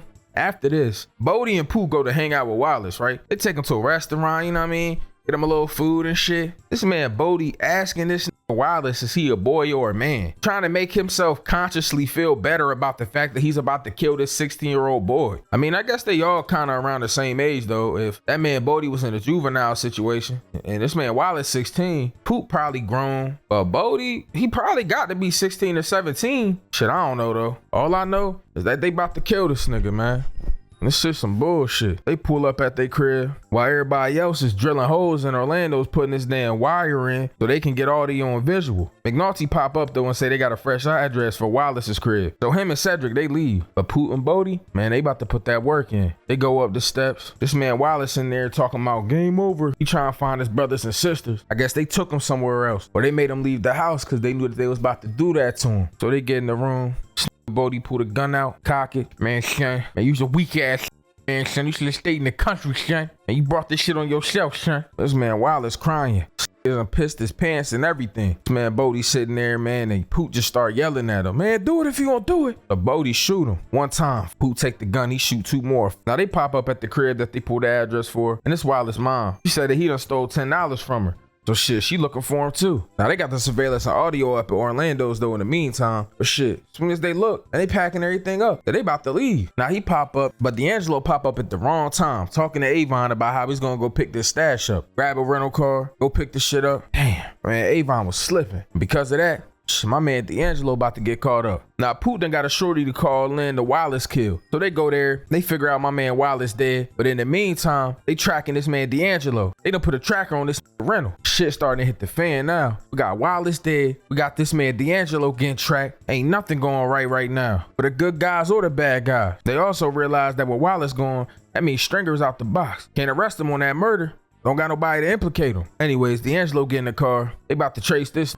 They letting the satellite do the work on this dumb ass. Now the cops stop him. They asking him why he drove to New York for 35 minutes. That is a long ass drive for 35 minutes. Damn. Now my man D'Angelo, he know this the same detectives. He know what's going on. They in an interrogation room. Man, what the what you want me to write a letter or something, man? Want me to write something else? Now, how you think them troopers knew to pull you over, man? You was going the speed limit. You used every stoplight correctly. Shit, you know somebody else messed up, right? Man, I need a lawyer, man. Man, come on, bro. You need to start looking out for yourself, man. Tripping. Man, look out for myself. Man, I don't give a about that, cuz. And what you want me to do, man? Hey, you know they killed Wallace, right? What the you mean they killed Wallace, cuz? Man, whatever, man. You lying, son. What you want me to write a letter to his mom too, cuz? Now, Sissy get to tweaking because her son got arrested for no reason. This nigga Avon sent this man D'Angelo all the way to New York. Why the hell you ain't sent somebody else? Talking about this because you don't trust nobody. Man, that though. Putting your first cousin in danger for what? Now this about to do hella years because of your dumb ass. Anyways, D'Angelo ends up talking to Avon and the lawyer. And then D'Angelo get to tripping. Hey, Stream, man, where the hell Wallace at, cuz? Hey, man, keep your mouth shut. Man, where Wallace at, man? That's all I want to know, man. Okay, you gotta think, man. Man, where the is Wallace, Stream? Stream, look at me. Look at me. Where the fuck is Wallace, man? I don't want this motherfucker lawyer, man. I'm gonna get my home fucking married, man. Y'all got me tripping. Now, Cedric and the deputy is going back and forth after this, after my man D'Angelo crashed out in there. The deputy commissioner is pissed because he ain't enlightened him about that little bug that they had. I mean, shit, what you mad for, man? We got the arrest now. Now, the deputy is saying, like, look, man, I know you trying to get arrested, but is that all you trying to do? Because you pulling campaign records, financial reports, all types of shit. Now, should we talk about what happened when you was running in the DEU? Because I got a whole file here. I start asking the right questions, your ass is going to be straight in prison. I got FBI field reports on your dumb ass. So my man Cedric clapped back and he like, look, man, if you wanted to put me in the prison, you already would have did that. But you can't because you got dirt on you too. You want me to start asking some questions? Man, I don't give a fuck what you do, but I got stories too, man. So as long as I got time on that wire, man, this case goes on. And just like that, my man Cedric got up, saluted him and thick on some gangster shit. Anyways, the cops about to bust in Orlando's and Avon already know this. Avon like, look, man, they gonna bust this safe open to get this money. Shit, ain't no need in breaking a good safe. So they open it up for him, let him come in to take the money out of it. And McNulty and Cedric, they go in.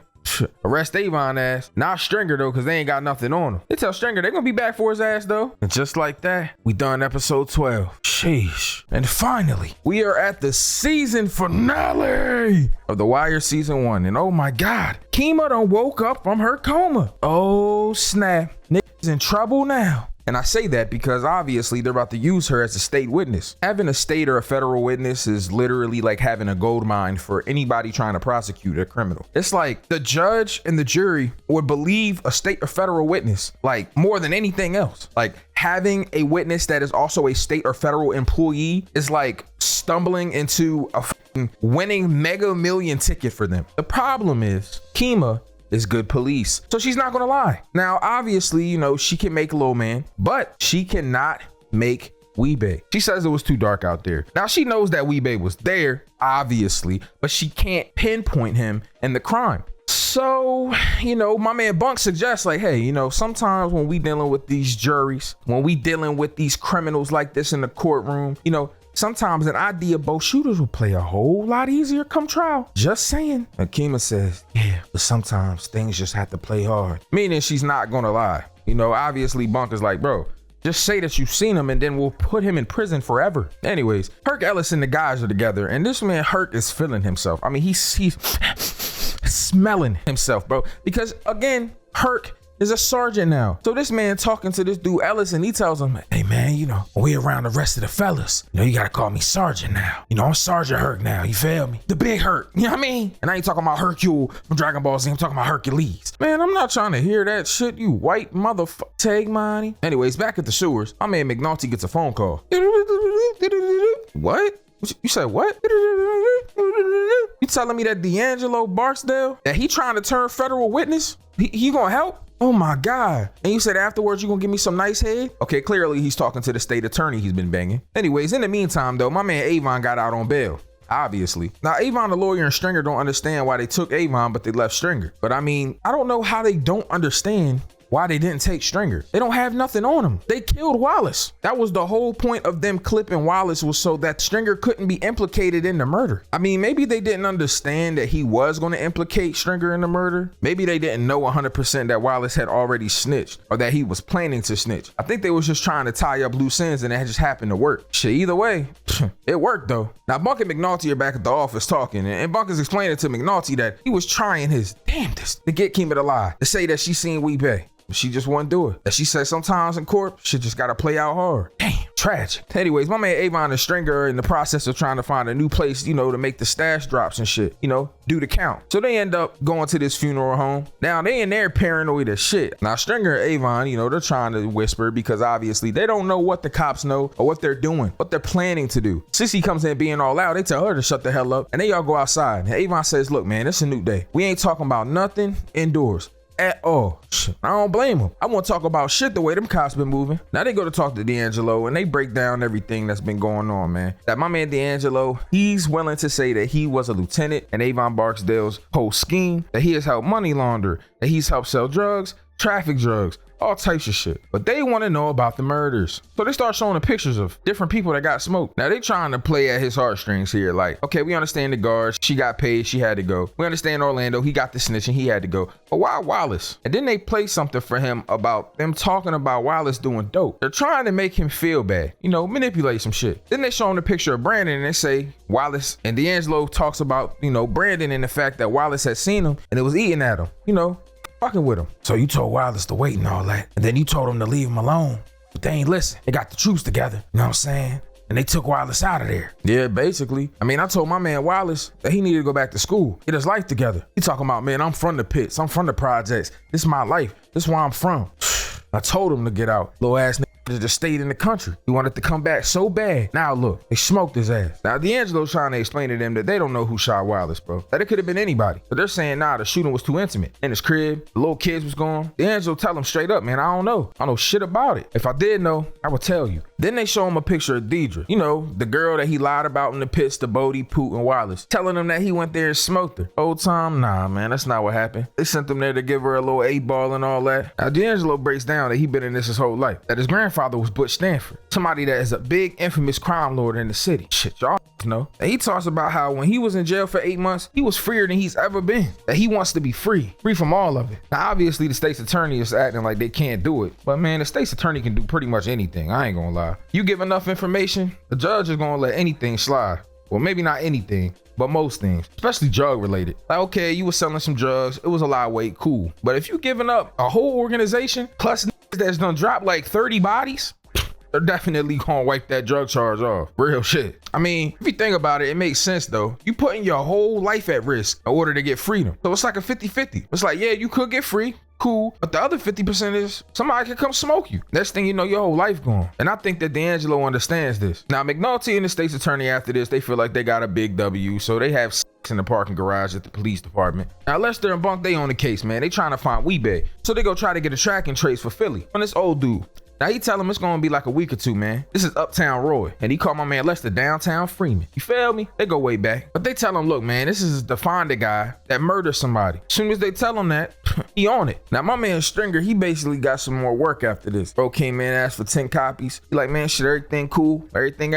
All right, bet. He tell the man 3 parts of this, 1 part of raw. Basically, he's telling him, look, man, we gotta step on this shit for right now, because we don't really got a lot of product. But tell everybody else in the streets that we back up. Now, this is something that happens a lot in the projects. Niggas run out of product, they start stepping on the shit, man. It's less potent, but they can stretch it, make more money. Fiends gonna buy it, especially if it ain't nothing else to do. Now, because of the fact that they low on shit to sell, Bodie and Poot, they gotta deal with niggas thinking it's an open market. They out there talking about they got something called yellow tops, and they just selling and slinging. Now, Bodie and Poot, they go out there and they start hitting these niggas with bats. Yo, they is not playing with them. Yo, call them Batman, like they about to save Gotham. They went out there and started hitting home runs with them shit. Yo, Sean, man, this ain't no open market, Sean. What could you think this is, Sean? Mickey.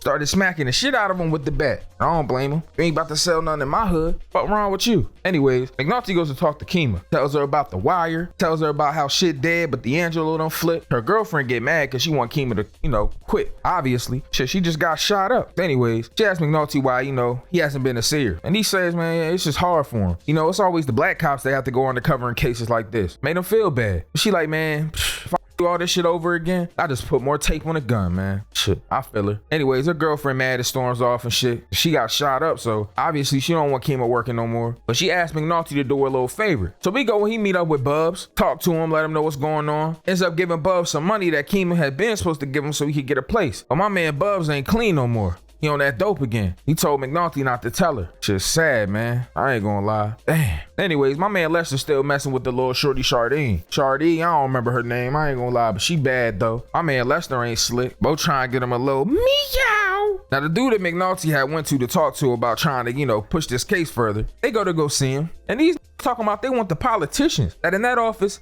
they really trying to get politicians. And they're focused on politics, not the street side. They gonna let Avon and Stringer get caught up in all this shit, but basically reduce their sentence by cooperating to try to get the politicians in trouble. Oh man, that shit is some bullshit. So my man McNulty, he mad at this point. He tell him, man, West Baltimore dying. Y'all trying to get these dumbass politicians in suit pinned to the wall. Thought you was real police, brother. I ain't like how he said brother like that though. Yo, McNulty, hold on now.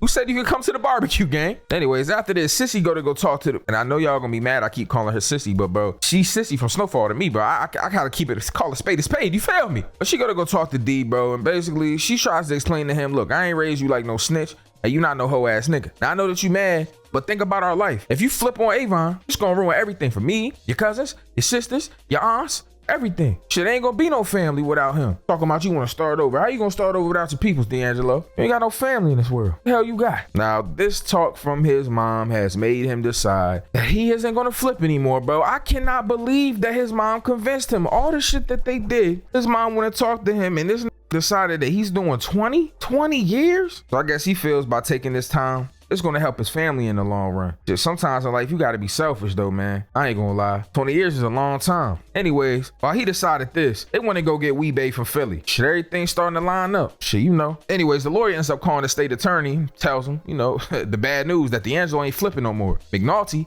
he goes to Major Rawls, and this mad as shit. Hey man, I ain't wanna do this to you, McNulty, good police, man. But I gotta send you somewhere, man. So you good detective, man. You got some stones on you, man, but shit up. So I will make sure you land somewhere, man. So where don't you want to go, McNulty? Now the lawyer is basically breaking everything down to him. So I'm gonna do this to y'all so a 6-year-old can understand it. Basically, this is how things is gonna go. Weebay is gonna cop to at least half a dozen of the murders. He's gonna take sole responsibility, and in cooperation to doing this, he gets straight life, no death penalty. Avon, he gonna take 1 count of possession, of a kilogram or more. He gonna get a maximum of 7 years, which is really gonna be like, I don't know, 4 years, maybe. Short time for a nigga like Avon. And then everybody else that has no priors are gonna plead to 5 years. People with 1, 10 years, 2 or more, 15 years. So basically everybody is copping to the shit that they, basically in layman's terms, niggas that have 1 or more crime on a record in relation to this are getting 5 years. People with no prior record, no criminal record, people with 1 prior to this, that's related to this, are gonna plead to 10 years. And then people with 2 or more priors related to drugs and shit, 15 years or more, you feel me? Weebay's taking all the shit that he did. He's gonna even try to take murders for other people like Bird and everybody else, because he already got life. So he gonna try to spring his You feel me? And D'Angelo, that nigga's getting 20 years, bro. Sheesh. But that's what happens, you know? They probably wasn't even gonna give him 20, man. They might have gave him like 10. But the fact that he slow rolled him with saying he was gonna flip, then he changed his mind. Yo, they're gonna smack him. Smack the out of him. Anyways, they're sentencing everybody. Cedric goes back to his office. That major's role that he was trying to get got given to somebody else. The Northeast District or Northwest District, one of them. Herc is in there. He's sergeant. He talking to some new McNulty's sitting there all salty. Man, Stringer walked up to him talking about, nicely done. What a douchebag. Bodie at the pits. He trying to run things now, you feel me? Trying to get that new work in. Put that pain in, you feel me? Now, Lester went back to homicide, you feel me? He did good in this case, so they letting him back in the field. I meant to say Bodie was holding it down at the towers. My bad, bro. He's in charge of the towers right now, it looked like. My man Poot is in charge of the pit right now. Now, my man D got smacked with a full 20, like I said. Man, Avon, he left. Looked at McNulty, gave him a little head nod and a smirk. Shit crazy. Shit really some bullshit, man. I ain't gonna lie. Now we got the one white cop, man. He on the streets, you know what I'm saying? Little beat cop, Presbeluski leaving. You know what I mean? He going home. This man Ellis, he with the one division with the deputy commissioner and shit. Kima up, she walking. And my man McNulty working on them dumbass boats, man. Put my man on a goddamn marine boat. Shit, crazy. And my man Stringer, he done got the count back moving. They on the block with it. This has been season 1 of The Wire. Oh yeah, by the way, at the end, my Omar back. Shit, you know what time it is.